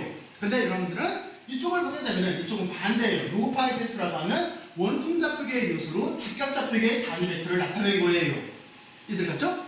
자, 그러면 이렇게까지 만들어 놓고 자 이제 여기에서 지금 이 한면을 빼낼 건데 어떻게 하면 되냐면 여기도 여러분들이 간단하게 계산할 수가 있어요. 그러면 제가 이쪽으로 옮기면 이쪽부터 전개를 시켜볼까요? 그러면 여러분들은 여기를 5번식이라고 놓고 나서 이 5번식을 아까 여기 보면은 이렇게 쓴 게 여러분들 앞에 장에서 직각좌표계에 있을 때 벡터였었어요. A라고 하는 벡터가 있다라고 한다면 A 벡터의 크기에 방향성분, Y축 방향의 크기에 방향성분, Z축 방향의 크기에 방향성분으로 쓰면 되는 거잖아요. 근데 여기에서 보면은 여기가 단위 벡터가 X축 방향의 단위 벡터, Y축 방향의 단위 벡터, Z축 방향의 단위 벡터에 대한 요소들을 우리가 찾아냈어요. 그 요소를 5번식에 있는 요소를 여기다 대입을 해요. 해서 정리를 해줘야 돼요. 정리를 뭐로 해주는 거냐면 지금 여기 이쪽은 x, y, z로 되어 있잖아요. 근데 이 값 자체를 넣어줘서 우리는 루, 파이, z로 묶어주면 되는 거예요. 같은 방향성분을 가지고 있는 것끼리 묶어줘요. 묶어주게 되면은 이만큼으로 이렇게 묶일 수가 있어요. 여기까지 해갔죠? 그러면 여러분들은 여기서 보게 되면 어떻게 되겠어요? 일단은 여러분들이 이 식에서 보면은 이쪽은 A, 루라고 하는 원통좌표 요소, 이쪽은 파이, z라고 하는 루, 파이, z라고 하는 원통좌표 요소가 나왔어요. 그러면 여러분들이 제일 앞에 좌표계를 수비하는 데에서 앞에 있는 이만큼 부분은 뭐가 되겠어요? 이거는 루 방향의 크기가 될 수밖에 없는 거죠. 여기는 다 크기 요소니까. 그래서 여기가 A, 루가 될 거예요. 그리고 이만큼도 단위 벡터 앞에 있는 파이 방향의 단위 벡터 앞에 있는 이만큼도 얘 파이 방향의 크기일 수밖에 없어요. 그리고 지금 이 식에서 봐도 A의 Z 방향의 앞에 있는 여기가 Z축 방향의 크기일 수밖에 없는 거예요. 이해되셨죠? 자, 그러면 여기까지 여러분들이 잘 이해를 했으면 그러니까 여기에 가로 안에 들어있는 밑줄로 그은 이 부분을 A의 루, A의 파이, A의 Z로 놓겠다는 소리예요. 여러분들은 여기다 그걸 한번 써봐요. A의 루 한 다음에 이만큼을 써보고 그 다음에 그 밑으로 A의 파이 쓴 다음에 여기 있는 마이너스 X 등등 하는 내용을 써보고 그리고 다시 그 아래쪽으로 A의 Z 한 다음에 여기는 A의 Z밖에 없네. A의 Z 단위 벡터를 이렇게 한번 단위 벡터는 빼고 A의 Z까지 한번 써봐요. 그러면 뭐가 보여요? 그러면 여러분들은 행렬이 곧바로 보여요. 이런 행렬로 우리가 이렇게 표현할 수가 있는 거예요. 루, 파이, Z 있고 그리고 아까 는 있었죠? 는 있고 그리고 그 요소 여기 있는 요소 있고 여기 세타에 대해서 그리고 여기 앞에 있는 각 성분의 크기는 뒤쪽으로 넘겨주고 여기도 파이, 사인 파이, 코사인 파이 마이너스 사인 파이, 코사인 파이 써주고 크기의 요소는 뒤쪽으로 넘겨주고 열로 바꾸고 그리고 이쪽도 여기는 파이하고 루하고 파이 값은 없는 거죠. 그러니까 0, 0일 테고 여기는 1일 테니까 1로 써주고 이렇게 크기 요소는 이쪽으로 넘겨주고 바로 이렇게 행렬로 만들 수가 있어요. 여기까지 만들었어요. 직접 한번 해봐요. 그럼 이거 별거 아니에요. 그럼 반대로 생각하면 쉽겠죠? 여러분들이 만약에 이 반대로 생각하면 이거예요. A의 루는 A의 루는 그럼 이름이 나와야 되는 거니까 이렇게 곱하면 코사인 파이의 AX 여기 코사인 파이의 AX 나올 테고 이렇게 곱하면 사인 파이의 AY, 사인 파이의 AY 나오잖아요. 그리고 여기 곱하면 0이니까 뒤에 없는 거고 그리고 이만큼 여기도 마찬가지예요. 이는 곱하면은 여기 나오는 거죠. 마이너스가 들어가 있는 텀으로 나올 테고 여기 이는 곱하면 이게 나오는 거고 그리고 0 곱하면 0이니까 없는 거고 그러면 여기 밑줄 그은 부분 나오는 거고 그리고 다시 여기는 이렇게 곱하면 0 이렇게 곱하면 0 여기 곱하면 A의 Z만 나오니까 A의 Z만 나오는 거고 밑줄 그은 부분이 다 나오잖아요. 그래서 여러분들은 여기까지 만든 거를 이것처럼 이렇게 매트릭스로 행렬로 만들 수가 있어요. 그래서 이 행렬을 기억해놓으면 좋아요. 편한데 그냥 여러분들은 이야기나 공학 입장인 거니까 한 번 정도만 정리하고 활용할 생각을 해요. 그래서 이렇게 만든 행렬이 이게 우리가 구하려고 했던 값이에요. 이게 뭐냐면 이게 설명하는 대로 직각좌표계를 원통좌표계의 벡터 성분으로 변환할 수 있는 행렬인 거예요. 그러니까 무슨 얘기냐면 이쪽은 직각좌표를 쓴 거잖아요. 직각좌표계를 원통좌표계로 이만큼 여기 행렬 안에 들어있는 값만 알고 있으면 얼마든지 활용해서 바꿀 수 있다는 소리예요. 자, 그러면 여기까지 여러분들한테 의미부여까지 했어요. 그러면 아래쪽은 뭐냐면 반대로 생각한 거예요. 여기는 역변화를 시켜본 것 뿐이에요. 그러니까 여러분들은 여기까지만 구하면 여기는 그냥 역변화 시킨 거예요. 역변화 시킬 때는 어떻게 하면 돼요? 지금 요만큼 있는 값을 앞으로 넘겨주면 되는 거죠. 이 앞으로 넘겨주고 그리고 거기에다가 역변화 시켰다 그래서 역행렬이다 그래서 마이너스 1을 이렇게 붙여주면 되는 거예요. 인버스를 취해주면 되는 거예요. 여기는 미시행렬을 역변화 시킨 거예요. 자, 그러면 우리는 지금 어떤 걸 구했냐면은 직각좌표계를 원통좌표계로 바꿀 수 있는 방법에 대해서 배운 거예요. 직각좌표계를 원통좌표계로 변할 수 있는 방법은 이만큼 값, 이 행렬값만 알고 있으면은 우리는 변화시킬 수가 있는 거예요. 그러면 반대로 해보죠. 이번에는 원통좌표계를 직각좌표계로 바꿀 수 있는 행렬도 한번 구해보죠. 그러면 지금 우리는 지금 순서를 이렇게 먼저 했는데 다시 이쪽으로 돌아와서 4번식에서 다시 논리전개를 해볼게요.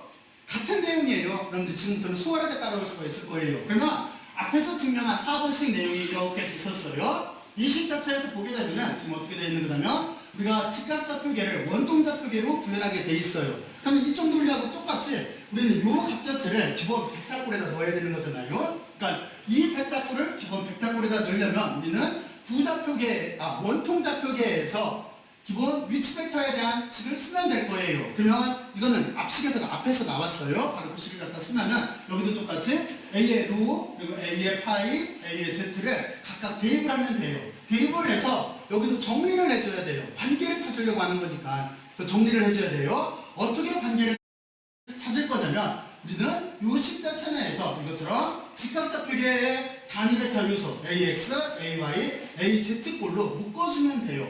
묶어주게 되면은 이 논리하고 똑같이 어떻게 되는 거냐면 밑줄을 이렇게 그은 부분이 틀림없이 이쪽에 X축 방향의 단위 벡터가 있기 때문에 여기는 X축 방향의 크기가 될 수밖에 없을 거예요. 그리고 이쪽도 마찬가지예요. Y축 방향의 단위 벡터가 있기 때문에 이만큼은 Y축 방향의 크기가 될 수밖에 없을 거예요. 그리고 여기도 마찬가지예요. 여기도 마찬가지예요. Z축 방향의 단위 벡터가 있기 때문에 크기와 방향에서 이 부분이 크기가 될 거예요. 그러면 여러분들은 똑같이 여기도 AX는 하고 이만큼을 옆으로 써보고 그 밑으로 내려서 A의 Y하고는 하고 이만큼 값을 써보고 그리고 A의 Z는 한 다음에 이 값을 써보세요. 그러면 행렬 모양이 금방 보여요. 행렬 모양 보여요? 여기도 반대로 보면 금방 알아요. 하나만 해볼까요? 여러분들은 코사인 파이에다가 A 로를 곱한 거죠? 그러면 코사인 파이에다 A를 로로 곱하고 그렇죠? 그 다음에 이렇게 곱하면은 마이너스 사인 파이에다 A 파이를 곱한 거잖아요. 마이너스 사인 파이에다 A 파이를 곱한 거잖아요. 그렇죠? 반대로 하면은 금방 이거와 이게 같다라는 걸 알 수가 있잖아요. 자, 그래서 여러분들은 이것처럼 원통좌표계를 직각좌표계의 벡터 성분으로 변환할 수 있는 행렬을 구한 거예요. 그리고 밑에도 마찬가지예요. 여기는 역변환이에요. 역변환은 아까도 말했지만 이만큼 부분을 앞으로 넘겨주면 돼요. 그리고 여기다가 이렇게 붙여주면 돼요. 여기는 역변환인 거니까 여러분들은 두 가지 정도는 꼭 한 번 정도는 유도를 해봐야 돼요. 두 가지는 하나는 뭐냐면 직각좌표계를 원통좌표계로 바꿀 수 있는 방법, 바꿀 수 있는 변환 행렬, 그리고 또 하나 원통좌표계를 직각좌표계로 바꿀 수 있는 변환 행렬까지 한번 이렇게 꼭 한번 해보세요. 학습은 재밌게 해야 돼요. 재밌게. 그냥 이렇게 처음에 딱 보면은 이거 그냥 완전히 산수인데 이렇게 생각나는데 하나하나 논리적으로 그러니까 과학이나 공학도는 바로 그걸 해야 되는 거잖아요. 어떤 의미 없는 수식을 보고 거기에다 의미를 붙여서 하나하나 추적해 나가는 거잖아요. 그렇잖아요. 그렇게 하다 보면은 의외로 재미도 있어요. 자, 그러면 이렇게 우리는 직각좌표계와 원통좌표계 사이의 관계를 이해를 했어요. 여기까지 여러분들이 한번 정리들을 한번 해보세요. 여기하고 여기 꼭 한번 정리들을 한번 해봐요. 그러면 그 뒤에 부좌표계 사이의 관계로 넘어갈게요. 근데 부좌표계 사이의 관계로 넘어가기 전에 한 가지 생각해 볼 게 있어요. 지금 저는 여기를 여러분들이 원래부터 배우고 있었던 전 시간에 설명을 했던 편미분을 이용을 해서 값자체를 구하는 방법에 대해서 생각을 했어요. 해봤어요. 단위 벡터라고 하는 자체를 편미분을 이용해서 구했잖아요. 그런데 이거를 기하학적으로도 구할 수가 있어요. 단지 그림을 조금 잘 그리고 잘 이해만 하면 돼요. 그래서 우리가 부좌표계로 넘어가기 전에 그러면 지금 이런 값들을 지금 여기 있는 여기가 단위 벡터 사이의 관계만 찾아내면 되는 거잖아요. 이거를 우리가 기하학적 구조로는 도대체 어떻게 찾아내나 하는 거를 잠깐 한번 확인해보고 넘어가죠. 다음 장으로 넘어갈게요. 다음 장에서 이게 할 일이에요. 자, 그러면 여기는 제목대로 직각좌표계와 원통좌표계의 관계식을 유도하는 거예요. 유도하는 건데 여기 마우스가 있어서 이쪽으로 내릴게요. 먼저 여러분들은 원통을 먼저 생각을 해봐요. 여기는 조금 전에 여러분들이 구했던 식이에요. 여기 4번, 5번에서 여러분들이 구했던 식이에요. 그러니까 여기에 신경을 잠깐 쓰지 말고 여러분들은 먼저 여기 원통을 먼저 생각을 해봐요. 여기 지금 이렇게 원통이 있는데 원통을 지금 X축으로 그리고 Y축으로 잘라서 일부 단면만을 모양을 이렇게 나타낸 거예요. 그러면 이해가 가요? 가죠? 자, 그리고 정말로 중요한 건 뭐냐면 여기에서 이제 우리는 단위 벡터 사이의 관계를 찾으면 되는 거니까 직각좌표계, 원통좌표계 단위 벡터를 한번 여기다 그려봐요. 그러면 지금 이렇게 될 수밖에 없어요. 우리가 지금 이쪽 방향을 뭐라고 잡았고 돌아가는 방향, 얘가 이렇게 회전하는 방향. 실제는 여기서 이렇게 회전하는 게 아니라 이렇게 회전하는 거죠. 그렇죠? 이렇게 들어가는 거니까 회전하는 방향을 파이로 잡았고 그리고 이 길이 자체를 Z로 이렇게 잡을 거예요. 이 점에 대해서. 그러면 이렇게 될 수밖에 없겠죠? 로를 이렇게 움직이면은 틀림없이 이쪽이 단위 벡터가 로 방향이 될 거예요. 팔 방향이 될 거예요. 제가 아까 이렇게 팔이라고 했던 거. 이게 팔이고 이게 검은색깔 얘가 단위 벡터예요. 했던 그 방향이 이렇게 될 거예요. 그리고 여기는 뭐냐면 이거는 돌아가는 방향이에요. 그렇잖아요? 그러니까 여러분들은 지금 이렇게 돌아가는 거니까 지금 이 그림은 이거겠죠? 여기서 이렇게 뚫고 들어가는 거니까 바로 그게 팔 방향이 될 거예요. 그럼 Z방향은 어떻게 되겠어요? Z방향은 플러스 축을 기준으로 잡았으니까 쭉 위쪽으로 무한대를 잡는다면 무한대까지 올라가는 이게 팔의 길인 거고 여기가 Z축 방향이 될 거예요. 여기까지 갔죠? 단위 벡터를 그려봐요. 그럼 여기 별거 아니에요. 이렇게 한 다음에 여기는 X, Y, Z축 세 가지 축 공간이 있기 때문에 머릿속으로 상상하기가 여러분들은 잘할 거예요. 근데 약간 어려워요. 그래서 이거를 X축, Y축 공간으로 다시 그릴 거예요. 그럼 여러분들은 어떻게 생각하면 되는 거냐면 여러분들이 Z축 이쪽에서 X축과 Y축 공간을 내려다봤다고 생각을 하면 되는 거예요. 만약에 이게 Z축이에요. 여기에요. 그러면 내가 여기를 이렇게 내려다봤어요. 그러면 X축과 Y축이 있을 거잖아요. 바로 그 그림을 머릿속으로 상상을 하면 되는 거예요. 그래서 X축과 Y축으로 좌표를 이렇게 위에서 내려다본 그림으로 그리게 되면은 단위 벡터는 이렇게 될 거예요. 지금 여러분들은 어떻게 보면 되는 거냐면 지금 이렇게 돼 있을 때 이쪽이 팔의 방향이 되는 거예요. 팔의 방향. 지금 얘가 되는 거예요. 그렇잖아요. 팔의 방향이 이렇게 되고 지금 이만한 길이 여기서부터 여기까지 길이가 단위 벡터가 되는 거예요. 여기 굵게 칠한 벡터가 아니에요. 여기서부터 여기까지가 단위 벡터가 되는 거예요. 그리고 여기가 P점이에요. 이 점이 P점. P점을 중심으로 그리고 이쪽은 여기가 단위 벡터가 지금 이게 됐기 때문에 로 방향의 단위 벡터가 이게 됐기 때문에 지금 여기 파이라고 하는 자체는 이쪽으로 회전된 이 방향이 될 거예요. 그리고 Z라고 하는 자체는 지금 이면에서는 Z라고 하는 자체는 내가 쳐다보고 있기 때문에 안 보이는 거죠. 원래 여기는 Z축이라고 하는 자체는 어떻게 돼요? Z축이라고 하는 자체는 아래쪽에서 위쪽으로 올라오는 방향인 거죠. 그러니까 내가 이렇게 봤을 때는 Z축의 크기는 점으로밖에 안 보일 거예요. 그래서 Z축은 고려하지 않아도 되는 거예요. 그러니까 우리는 로의 방향과 돌아가는 각도의 방향 이쪽만 고려를 하면 되는 거예요. 따라했을 때 어떻게 생각할 수가 있냐면 여기 그림 자체를 여러분들이 이렇게 본 다음에 먼저 저쪽 값을 어떻게 찾아내는 거냐면 여러분들은 프로젝션을 시키면 돼요. 벡터가 있으면 무조건 성분부대를 하면 된다라고 생각을 하면 돼요. 자, 그러면 축 자체는 지금 여기를 X축으로 잡을 거예요. 이쪽을 Y축으로 이렇게 잡은 거예요. 그래 놓고 우리는 X축과 Y축으로 이렇게 잡고 나서 그리고 지금 X축을 기준으로 먼저 할게요. AX의 단위 벡터 방향에 이렇게 있다라고 한다면 프로젝션 시킨 거예요. 그러면 여러분들은 이쪽에서 빛을 이렇게 비쳤어요. 그러면 AX축에 있는 이 벡터가 그림자 벡터가 이쪽에 이렇게 생길 거예요. 그렇죠? 이거하고 수평으로 빛을 비쳤어요. 그러면 여기에 수평으로 빛을 비게 되면 그림자가 생기겠죠? 그리고 밑에 쪽은 위쪽에서 수평으로 빛을 이렇게 비쳤어요. 그러면 이쪽에 그림자가 생길 거예요. 자, 그러면 여기가 이렇게 되겠죠? 이쪽 길이라고 하는 자체는 지금 이렇게 보면은 우리가 코사인 파이예요. 그러니까 여기는 코사인 파이가 될 테고 이 단위 벡터이기 때문에 단위 벡터는 1이 되는 거잖아요. 그러니까 1로 되는 거고 그리고 이쪽 방향은 지금 어느 방향이 되는 거냐면 A의 로 방향이 되는 거예요.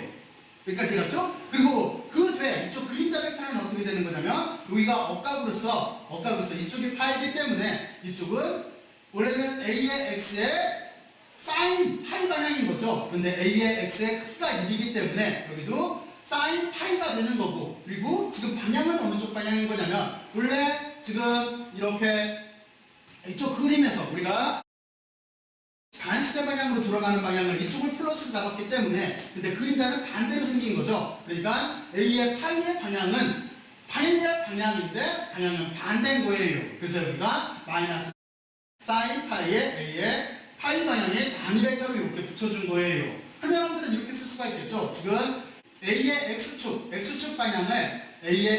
방향을 그림자 벡터로서 만든 거기 때문에 A의 X축 방향이라고 하는 자체는 두 개를 더해주면 될 거예요. 그래서 여러분들이 조금 아까 유도한식 여기 A의 X축 방향의 단위 벡터라고 하는 자체는 지금 여기에 있듯이 이쪽에 코사인 파이의 로의 방향 코사인 파이의 로의 방향 그리고 마이너스가 있고 여기 사인 파이의 방향 위에서 보면은 사인 파이의 방향으로 이렇게 써주면 돼요. 여기 이해가 갔어요? 자, 그러면 여러분들이 여기까지 잘 이해를 했을 거라고 생각을 하고 이제 두 번째 걸 구해보죠. 두 번째는 여기 보면은 A의 Y 방향을 구해볼게요. 자, 그러면 그림 자체를 지금 이것처럼 이렇게 바꿨어요. 이쪽도 X축과 Y축으로 놓고 저 그림 자체를 지금 어떤 걸 구하는 게 목적인 거냐면 여기에 A의 Y축 방향의 단위 벡터를 구하는 거기 때문에 Y축 방향은 지금 이쪽이 축이 Y이기 때문에 이쪽이 Y축이 될 수밖에 없잖아요. 그러니까 여기에 단위 벡터를 이렇게 그린 거예요. 그리고 이것도 똑같이 프로젝션을 시켜요. 빛을 이렇게 비치면 이쪽에 그림자 벡터가 생길 거예요. 빛을 이쪽에서 이렇게 비치게 되면은 이렇게 그림자 벡터가 생기게 될 거예요. 그리고 여기가 파이고 이쪽이 파이예요. 그러면 우리는 그림자 벡터는 이렇게 되겠죠. 이쪽은 원래는 A의 Y의 사인 파이가 될 거예요. 근데 A의 Y는 1이니까 없애고 사인 파이가 있고 그리고 이쪽 방향은 지금 어느 거냐면 이 방향이 보니까 여기에 로 방향을 써주면 될 거예요. 그럼 이쪽은 어떻게 돼요? 이쪽이 파이면은 여기가 억각으로서 파이가 되는 거죠. 그러니까 우리는 여기에서 어떻게 쓰면 되는 거냐면 이렇게 쓰면 되는 거죠. 여기도 똑같이 A의 Y의 코사인 파이예요. 그런데 A의 Y를 1이라고 없애주고 그리고 방향은 지금은 여기가 파이 방향인데 이쪽은 플러스 방향이기 때문에 A의 파이 방향으로 써주면 되는 거예요. 그러면 이 두 개를 더해서 이걸 구한 거잖아요. 그러니까 A의 Y라고 하는 벡터의 단위 벡터라고 하는 자체는 지금 사인 파이의 로 방향 여기에 사인 파이의 로 방향 그리고 이쪽을 보면은 코사인 파이의 파이 방향으로 이렇게 써주면 되는 거예요. 그리고 Z축은 아까도 말했지만 우리가 쳐다봤을 때 눈 방향하고 같아서 같기 때문에 여기는 이렇게 같은 값이 나오게 되는 거예요. 자, 그래서 이렇게 기하학적 그림으로도 여기 값을 구할 수가 있어요. 얘들 가요? 한번 그림을 한번 가지고 꼭 구해봐요. 그러면 지금 제 설명에서는 그러면 꼭 이 그림으로 그릴 때 지금 여기 있는 것처럼 원통 좌표의 요소들을 구해서 여기 있는 것처럼 x, y, z라고 하는 직각좌표의 단위 벡터를 구할 수밖에 없는 걸까요? 이게 그렇지가 않아요. 지금 저는 그림 자체를 먼저 A의 X, A의 Y라고 하는 여기를 기준으로 잡아서 이렇게 그렸는데 만약에 요 파이 Z를 기준으로 잡는다라고 하면은 우리는 이쪽 값을 구할 수가 있어요. 똑같이 프로젝션을 시키면 돼요. 그러면 이쪽 값은 여러분들이 이 그림에다 5 생각을 해봐요. 그러면 여러분들은 이렇게 생각을 하면 돼요. 여기에 지금 자를 가지고 말을 할게요. 만약에 A의 로라고 하면 A의 로 방향 여기를 구하고 싶다라고 한다면 지금 로 벡터는 이만큼인 거잖아요. 그러면 여러분들은 X축 그리고 이렇게 Y축으로 두 개를 이렇게 잡을게요. 이렇게 프로젝션을 시키고 그러면 로 벡터가 나오잖아요. 이 끝에까지예요. 이 끝에까지 여기까지 있고 빛을 비춰봐요. 그러면 이쪽으로 이렇게 내려서 여기에 그림자 벡터가 생기고 빛을 이렇게 비추면 이만큼 가서 여기에 그림자 벡터가 생길 거예요. 그렇잖아요. 그러면 여러분들은 이렇게 생겼을 때 이쪽은 어떻게 하면 되겠어요? 여기는 A의 로의 코사인 파이가 될 거예요. 그런데 여기도 크기가 1이기 때문에 크기 1은 없어지고 코사인 파이가 있어요. 그리고 지금 이 그림자 벡터의 방향은 A의 X축 방향이에요. 그러니까 A의 X축 방향이라고 써주면 되는 거예요. 그럼 여기 이해갔죠? 그리고 빛을 이쪽으로 이렇게 비치게 되면은 지금 이 벡터가 쭉 가서 여기 그림자 벡터가 생길 거예요. 그러면 여기가 파이면 이쪽도 파이예요. 그러면 이쪽은 A의 로 단위 벡터의 사인 파이고 방향 자체는 지금 Y축 방향일 거예요. Y축 방향이 될 거예요. 바로 그래서 여기도 사인 파이의 Y축 방향으로 쓸 수가 있는 거예요. 좌표축을 이렇게 잡아놓고 프로젝션 시켜서 한번 그려봐요. 그러면 이쪽을 쉽게 구할 수가 있어요. 자 그러면 그 뒤에 A의 파이 방향이라고 하는 것도 마찬가지예요. A의 파이 방향도 우리가 좌표축을 X축을 이렇게 잡고 Y축을 이렇게 잡을 거예요. 이렇게 잡을 거예요. 그리고 분석은 어떤 걸 할 거냐면 A의 파이이기 때문에 A의 파이라고 하는 이 벡터를 분석을 할 거예요. 그러면 빛을 위에서 비춰요. 그럼 틀린 것이 이만큼에서 그림자 벡터가 생길 거예요. 빛을 이쪽에서 비치게 되면은 이보다 기네 이만큼에서 여기에 그림자 벡터가 여기까지 이렇게 생기게 될 거예요.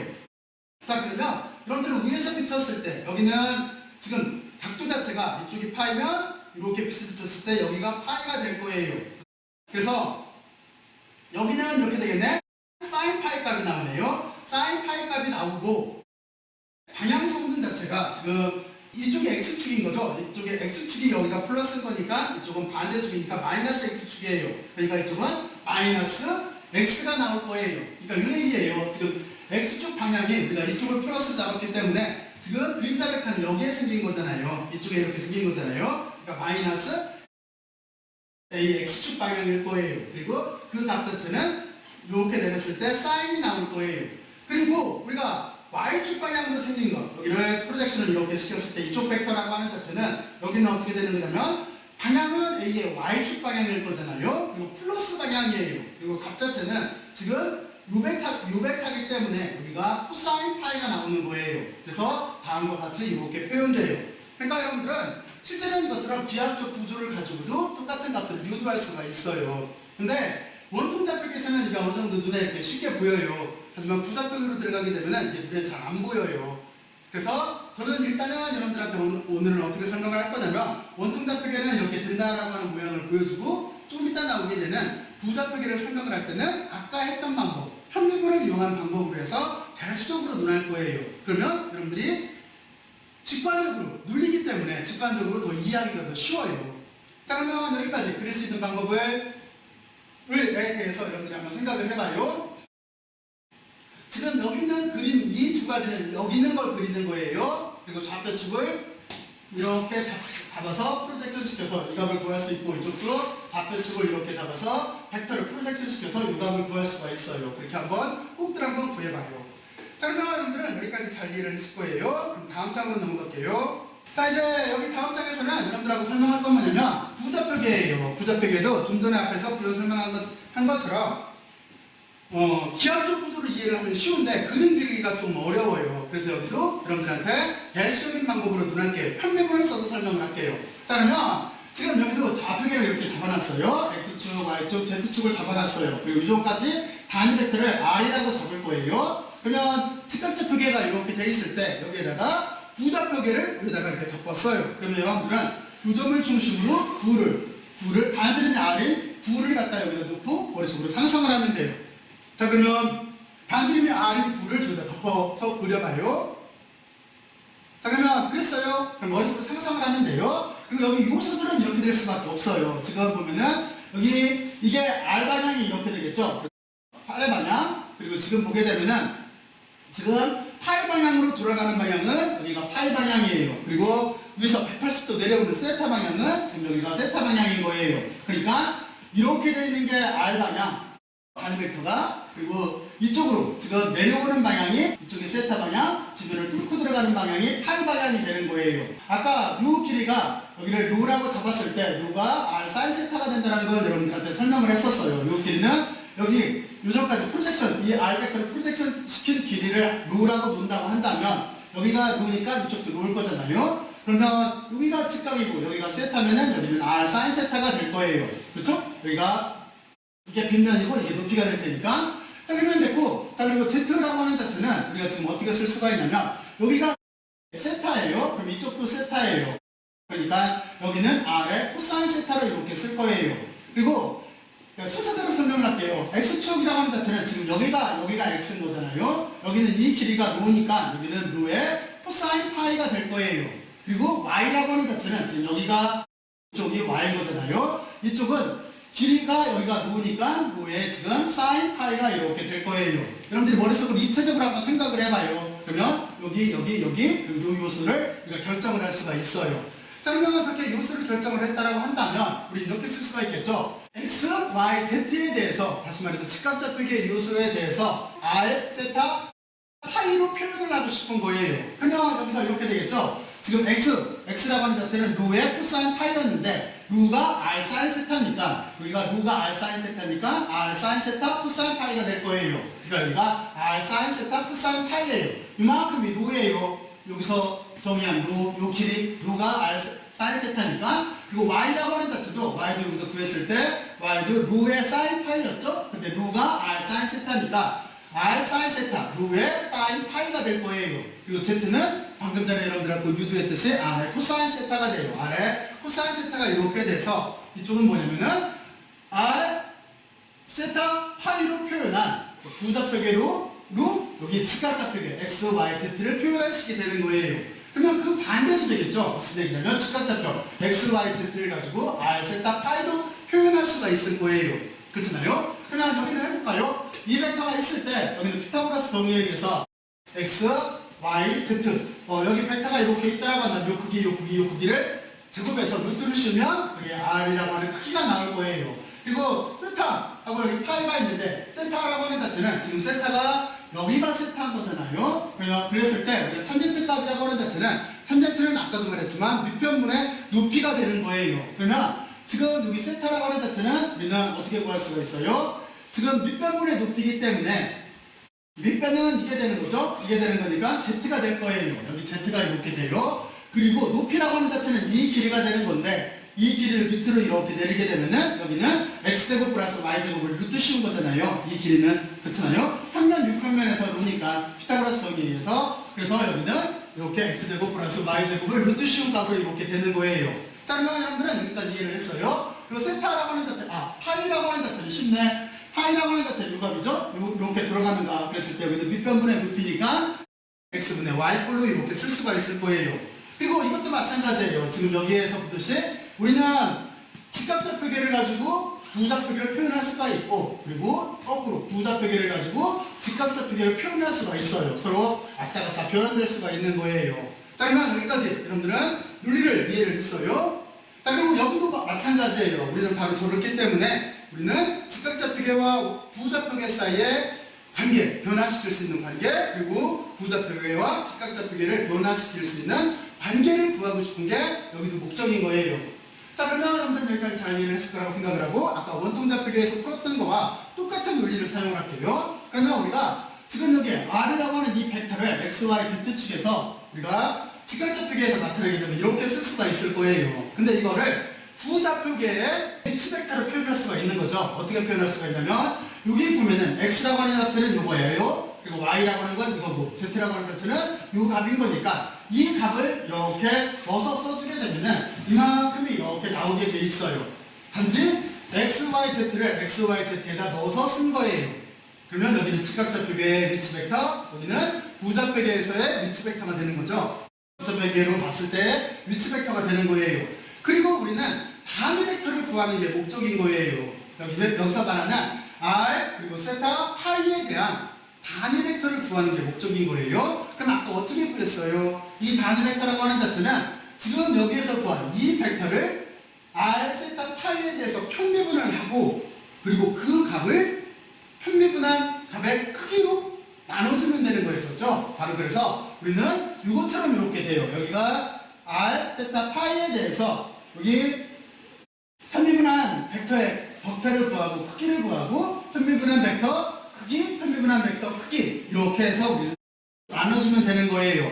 그리고 여기는 똑같은 논리니까 첫 번째 거 하나만 해볼게요. 나머지는 같은 방법이에요. 여러분들이 한번 천천히 한번 해봐요. 그러면 이렇게 되겠죠? 먼저 R에 대해서 여기 길이 벡터에 대해서 R 벡터를, 이 벡터를 편미분을 할 거예요. 그러면 지금 여기를 편미분을 하게 되면 이게 복잡하지가 않아요. 요소가 간단해서. 그러면 여기는 R이라고 하는 걸 편미분하면 이만큼이 남겠죠? 사인 세타 코사인 파이가 나올 거예요. 그리고 단위 벡터가 나와요. 그럼 이렇게 될 테고 그리고 이쪽도 R을 1이 될 테니까 여기는 이만큼 나와서 사인 세타, 사인 파이, 그리고 단위 벡터 Y축 방향의 단위 벡터가 나올 테고 이쪽도 R이 있네. 우리는 코사인하고 이만큼만 나오겠죠. 코사인 세타에 Z라고 하는 이만큼만 나올 거예요. 이렇게 나오게 돼 있어요.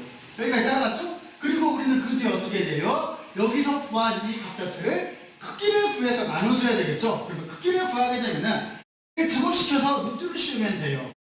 여기 사인 제곱시키고 코사인 제곱시키고 쭉 제곱시켰어요. 그리고 여기를 루트를 이렇게 씌우면 돼요. 그 루트를 2분의 1로 쓴 거예요.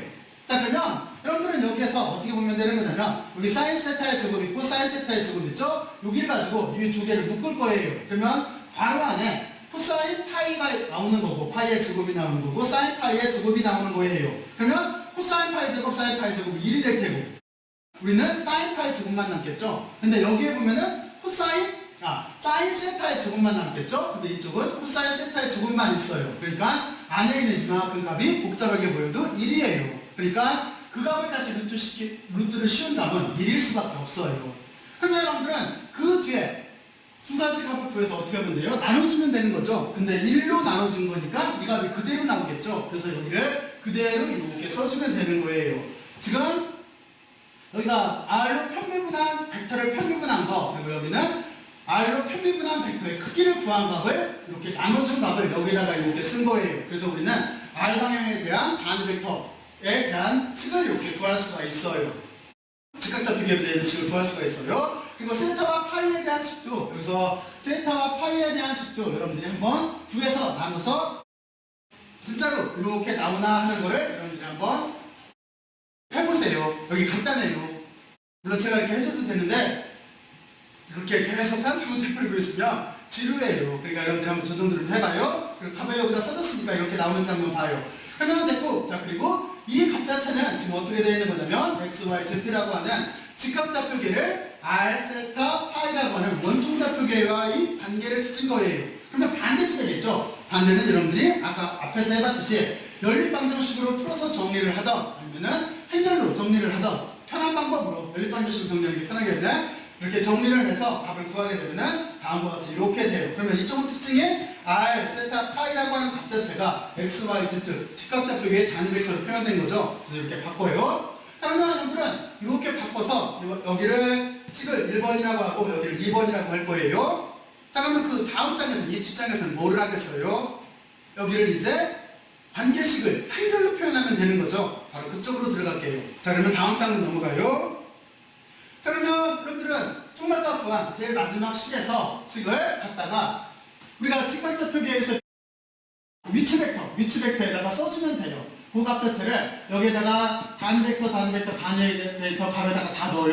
넣어서 우리는 여기 I 방향, 그리고 세타 방향, 그리고 파이 방향으로 정리를 해줘요. 그쪽 요소들만 쭉 다 묶어줘요. 그러면 아까 설명했듯이 여기가 방향성분을 가지고 있기 때문에 앞에 있는 이만큼은 그 방향성분에 해당하는 거에 크기가 될 거예요. 방향성분, 세타에 해당하는 크기가 될 거예요. 이쪽도 파이 방향에 해당하는 파이 방향의 크기가 될 거예요. 그러면 이번에는 이거를 그대로 쓰면 이렇게 되겠죠. 그러면 A의 R이라고 하는 크기는 이만큼이 되겠죠. 이걸 쓴 거예요. 그리고 이쪽도 똑같이 A의 세타라고 하는 거는 이만큼이 될 테니까 A의 세타를 그대로 쓴 거예요. 그리고 여기 파이는 파이라고 하는 자체를 이만큼이니까 여기다 그대로 쓴 거예요. 자, 그러면 여기까지 따라왔죠? 자, 그리고 그 뒤에 아까 제가 이렇게 되면 행렬이 보여요 했잖아요. 그러니까 여러분들 이렇게 쓰면 돼요. 여기를 앞에 이렇게 열로 바꾸고 등호가 있고, 그러면 여기 열로 바꿔서 R, 세타, 파이에 대해서 쓰고 등호가 있고, 그리고 이쪽에 있는 X, Y, Z라고 하는 거는 뒤쪽으로 이렇게 빼서 쓰고, 그리고 앞에 각도에 대한 텀, 세타, 그리고 파이에 대한 텀들을 여기다가 이렇게 써줘요. 여기까지 따라왔어요? 그리고 반대를 해봐요. 그러면 진짜로 저게 나오는지를. 만약에 A의 R이라고 하는 자체는 이거 곱하고, 그리고 그 뒤에 이거 곱해서 더하고, 이거 곱해서 더하면 이쪽 값이 나오는 거잖아요. 밑에도 마찬가지예요. 세타라고 하는 자체는 이거 곱하고, 여기 곱하고, 여기 곱해서 더해서 하면 이 값이 나올 테고. 그렇죠? 바로 여기 그리고 파이 값도 마찬가지예요. 그래서 이렇게 해서 우리는 직각좌표계를 부좌표계의 벡터 성분으로 변환하는 행렬을 찾은 거예요. 역변화는 그냥 이거 이쪽으로 넘긴 다음에 여기 역변화에다 해서 역행렬에다 해서 마이너스 1 붙여주면 되는 거고, 자 이렇게 행렬을 찾았어요. 여기는 직각좌표계를 부좌표계를 바꿔주는 행렬인 거예요. 그러니까 여러분들은 이만큼 코드값을 솔직히 뭐 기억을 할 수 있을까? 뭐 기억은 굳이 제 수업 시간에 안 해도 돼요. 이렇게 바꿔주는 답인 거예요. 여기가 직각좌표계를 부좌표계로 이만큼 행렬을 통해서 바꿀 수가 있어요. 그리고 똑같은 방법에 의해서 아까 바로 앞에 장에서 세웠던 1번식을 이번에는 우리가 부좌표계에서의 기본이 되는 벡터에다가 넣어주고, 그렇죠? 값을 넣어주고 똑같은 방법에서 정리를 하게 되면은 이것처럼 부좌표계를 직각좌표계로 변환하는 행렬을 구할 수가 있어요. 다시 말해서 부좌표계를 직각좌표계로 변환하는 행렬의 폼을 구할 수가 있는 거예요. 여러분들은 여기까지 한번 천천히 한번 해봐요. 값을 기억하려고 할 필요 없어요. 기억하려고 하지 말고 이렇게 되는구나 라고 하는 거를 가급적이면 이해를 하려고 노력을 해요. 자, 그러면 여러분들은 여기까지 잘 이해를 했어요. 그러면 오늘 수업 목적대로 원통좌표계 그리고 부좌표계까지 여러분들하고 학습을 했어요. 그리고 여기도 실제는 단위 벡터를 기하학적으로 그려서 이걸 증명할 수가 있어요. 근데 그림 자체가 입체적이라 언뜻 봤을 때 잘 이해가 안 가요. 그래서 아까 설명했듯이 그냥 여기를 대수적으로, 쉽게 말해서 편미분을 이용해서 논리적으로 전개를 한 거예요. 나중에 한번 차근차근 한번 그려봐요. 그러면 아마 여러분 정도면 충분히 추정할 수 있을 거예요. 자, 그러면 이제 그 다음 장으로 넘어갈게요. 자, 이제 마지막으로 나왔네. 기초문제라고 해서 그냥 간단하게 일단은 구의 평면적을 구하라, 그리고 구의 최적을 구하라 라고 하는 문제가 있어요. 물론 양쪽은 다 산수예요. 그런데 여러분들은 이 생각을 해야 돼요. 어떤 생각을 해야 되는 거냐면, 그럼 저걸 도대체 어디다 쓸까를 생각을 했을 때 요 뒤부터 전기당 문제부터 배우게 돼 있어요. 여러분들은 한 학기 동안 맥스웰의 4가지 방정식을 배우는 거잖아요. 근데 전기에 대한 걸 먼저 배우고 자기에 대한 거를 그 다음에 배우게 돼 있어요. 그래서 맥스웰의 첫 번째 식을 적분 형태로 쓰면은 바로 이것처럼 돼요. 여러분들이 많이 봤던 식인 거잖아요. 적분 형태예요. 미분 형태가 아니라 적분 형태로 쓰면 이렇게 돼요. 그런데 이 식을 보게 되면은 지금 여기가 의미 자체가 이거예요. 여기가 2가 에너지가 아니에요. 전기당이에요. 전기당을 도트 프로덕트를 취했어요. 그리고 이쪽은 S가 면적이에요. 그러니까 다시 말해서 무슨 얘기냐면 면적 적분을 하라는 뜻이에요. 실제 개념은 산수로만 하면 면적 적분인 거고, 물리적으로만 하면 플럭스를 계산하라고 하는 거예요. 전기당이 쭉 하고 어떤 임의의 공간을 뚫고 지나갈 때 그 손석을 계산하는 얘기예요. 하지만 산수로 보면은 면적 적분을 하라는 거예요. 여기 동그라미는 이 전기당이 빠져나갔을 때 전체 공간을 완벽하게 다 감싼다는 뜻이에요. 근데 어여튼지라는 포인트는 뭐냐면 면적 적분을 해야 돼요. 그래서 여러분들은 면적 적분을 구할 수가 있어야 돼요. 그리고 그 다음 식 등호를 중심으로 이렇게 보면은 실제 이 전기당은 여기 있는 것처럼 전하가 만들었어요. 근데 이 전하가 딱 하나만 있을까요? 그렇지가 않을 거예요. 전하가 어떤 공간 내에 임의로 막 분포를 가지고 할 거예요. 어떤 밀도를 가지고 분포를 할 거예요. 그래서 실제는 여기 있는 전하를 여러분들 1학년 때 배울 때는 여기를 그냥 전하가 안에 있어요 라고 하는 내부 전하로만 놨어요. 무슨 얘기냐면 내부 전하가, 여기 전하가 있어요. 전하가 여기에 이렇게 있고 가우스면을 이렇게 잡았어요. 그래서 우리는 바깥 공간만을 이용을 해서 전기당을 계산을 했어요. 그런데 실제는 이 부분 자체가 바로 이 식으로 이렇게 돼 있어요. 무슨 얘기냐면 안쪽에 가우스면 안쪽에 있는 전하는 어떤 최적 전하 밀도를 가지고 있을 수가 있어요. 그런데 이 밀도가 그러니까 어떻게 되겠어요? 얘가 일렬로만 배열되어 있을까? 아니면 평면으로만 배열되어 있을까? 그렇지가 않고 공간상 배열이 되겠죠? 그렇지? 그래서 틀림없이 그 최적전환 밀도가 말 그대로 최적이 붙어 있으니까 공간상 분표를 해요. 그래서 여기서 여러분들은 바로 요 텀을 계산을 할 때 여기서 최적 적분을 할 수밖에 없어요. 그러니까 이쪽은 면적분, 산수를 말하면 수학으로 말하면 면적분, 이쪽은 최적 적분을 해야 되는 거예요. 이 식을 정확하게 기술을 하려면. 그렇죠? 자, 그래서 그런 데 쓰여요. 그러면 일단은 여러분들 그런 데 쓰인다라고 하는 거를 인증만 해놓고 있고, 그냥 산수 계산은 재미없잖아요. 어디에 쓰인다라는 걸 인트를 해놓고 지금부터 그냥 간단하게 계산을 해보죠. 먼저 최적 적분을 계산을 하게 되면은 최적 적분은 틀림없이 삼중 적분이 이렇게 될 거예요. 그리고 이게 얘 자체가 9라고 했기 때문에 9라고 하는 자체는 8이 있을 테고, 그리고 위에서부터 밑으로 내려가는 세타가 있을 테고, 0부터 8까지예요. 그리고 한 바퀴 돌아가야 9가 완성이 될 거예요. 그렇죠? 그래서 R 세타 파이로 표현이 돼요. 그리고 최적 적분 요소는 여러분들이 하고 요식은 앞에서 증명을 했었어요. 벡터 미분 요소라고 하는 걸 설명을 할 때 요식 자체를 증명을 했었어요. 그래서 여러분들은 이걸 조심해야 돼요. 여기는 이 최적 적분 요소를 기억하는 것도 중요하지만 구간이 중요해요. 구간이 어떻게 정해져 있는 거냐면 R이라고 하는 자체는 0부터 R까지예요. 그리고 그 뒤에 파이라고 하는 자체는 위에서부터 이렇게 반원으로 내려와요. 그러니까 0부터 2파이가 되는 거예요. 그리고 여기 세타라고 하는 자체는, 그리고 파이라고 하는 자체는, 뒤에 있는 파이는 한 바퀴가 돌아가는 거예요. 그래야 9가 될 거잖아요. 그래서 뒤에 있는 파이라고 하는 자체는 0부터 2파이가 되는 거예요. 그러니까 R은 0부터 R까지, 그리고 세타는 0부터 파이까지 반이에요. 180도까지예요. 그리고 여기는 0부터 360도까지 한 바퀴 돌아야 되니까 이렇게 구간을 잡아주면 돼요. 그리고 이 적분은 어떻게 하는 거냐면 R은 R대로, 세타는 세타대로, 그리고 파이는 파이대로 관계된 거를 따로 적분을 해서 다 곱해주면 돼요. 자, 그러면 R 제곱을 적분하면 뭐 나와요? 3분의 1에 R 3승이 나오는 거죠. 그리고 사인 적분하면 뭐 나와요? 마이너스 코사인 세타가 나오는 거죠. 그리고 이쪽을 적분하면은 여기는 1이니까 그냥 변수가 파이니까 파이가 나올 거예요. 그러면 여기 파이값 여기를 먼저 계산하면 여기는 2파이가 나올 거예요. 그리고 여기를 계산하면 얼마가 나올까요? 여기를 계산하면 여러분들이 눈에 언뜻 안 보이면은 여기를 플러스로 바꿔요. 그러면 파이하고 0하고 두 개를 바꿔주면 되는 거죠. 그리고 코사인 그래프를 한번 그려봐요. 코사인 그래프는 위에서부터 시작해서 아래쪽으로 떨어져서 이렇게 가는 거예요. 처음에 0이 들어가게 되면 여기를 플러스로 바꿨어요. 그러면 1이 나올 거예요. 그리고 파이 값을 넣게 되면 파이는 밑으로 내려가서 마이너스 1까지일 거예요. 그런데 빼줘야 되기 때문에 플러스로 바뀌어요. 그래서 1 플러스 1에서 2가 나와요. 전반적으로 보면 여기가 2가 나오고 여기가 2파이가 있어서 4파이가 돼요. 그리고 이쪽에 3분의 R 3승이 있어서 여기가 3분의 4 파이 R 3승이라고 하는 우리가 초등학교 때쯤에 기억했던 9의 최적이라고 하는 식이 나오게 돼 있어요. 자, 그러면 나중에 여러분들은 여기 가우스면 안쪽에 있는 전하의 최적전환 밀도를 계산을 할 때 이것처럼 이렇게 적분을 해야 돼요. 부담 가질 필요 없어요. 한 번 정도만 해보면 금방 다 해요.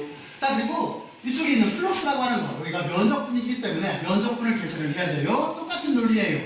면적분 요소라고 하는 자체는 여기도 여러분들하고 앞에서 유도를 해봤어요. 그러면 이렇게 될 테고, 여기서는 여러분들이 여기 세타하고 파이 값이 있는데 저쪽은 논리하고 똑같아요. 0부터 2파이까지 생각을 해주면 돼요. 그리고 지금 R제곱이라고 하는 변수는 없으니까 표면이니까, 그렇죠? 그러니까 이게 R제곱은 밖으로 빠지면 되는 거고, 그리고 9에 여기 세타에 대해서 적분하게 되고, 여기를 적분하게 되면 이쪽은 2가 나오고 이쪽은 2파이가 나와요. 그래서 여러분들이 잘 알고 있는 9의 표면적에 나오게 돼 있어요. 자, 그러면 제가 어떤 의미를 설명을 하는지 잘 이해가 갔죠? 여러분들이 지금까지 배운 것 중에서 가장 단순한 거를 하나 예를 들었는데, 지금과 같이 이렇게 우리가 전기장을 가우스 법칙을 이용을 해서 계산을 할 때 바로 최적적분과 면적분이 저렇게 쓰이게 돼 있어요. 그리고 꼭 의미를 붙여서 생각을 해봐야 돼요. 여러분들은 여기가 플럭스라는 개념이구나 라는 생각을 해보고, 플럭스는 어떤 점인가 라는 것도 이해를 해보고, 이런 식으로 점점 여러분들이 인지하고 사고하는 능력을 넓혀나가야 되는 거예요. 자, 그러면 마무리해서 항상 해주고 싶은 말은, 여러분들은 우주에서 가장 중요하고 우수한 학생들이에요. 그래서 여러분들은 모든 걸 스스로 한번 해봐야 돼요. 스스로 하는 게 정말로 중요해요. 그리고 오늘 배웠던 거에 대해서 꼭 다시 한번 제 확인을 해봐요. 오늘은 쭉 그냥 수학적인 기술이기 때문에 그냥 여기에서 마무리를 할게요. 열심히들 들어서 고맙고 수고들 많이 했어요. 수고했어요.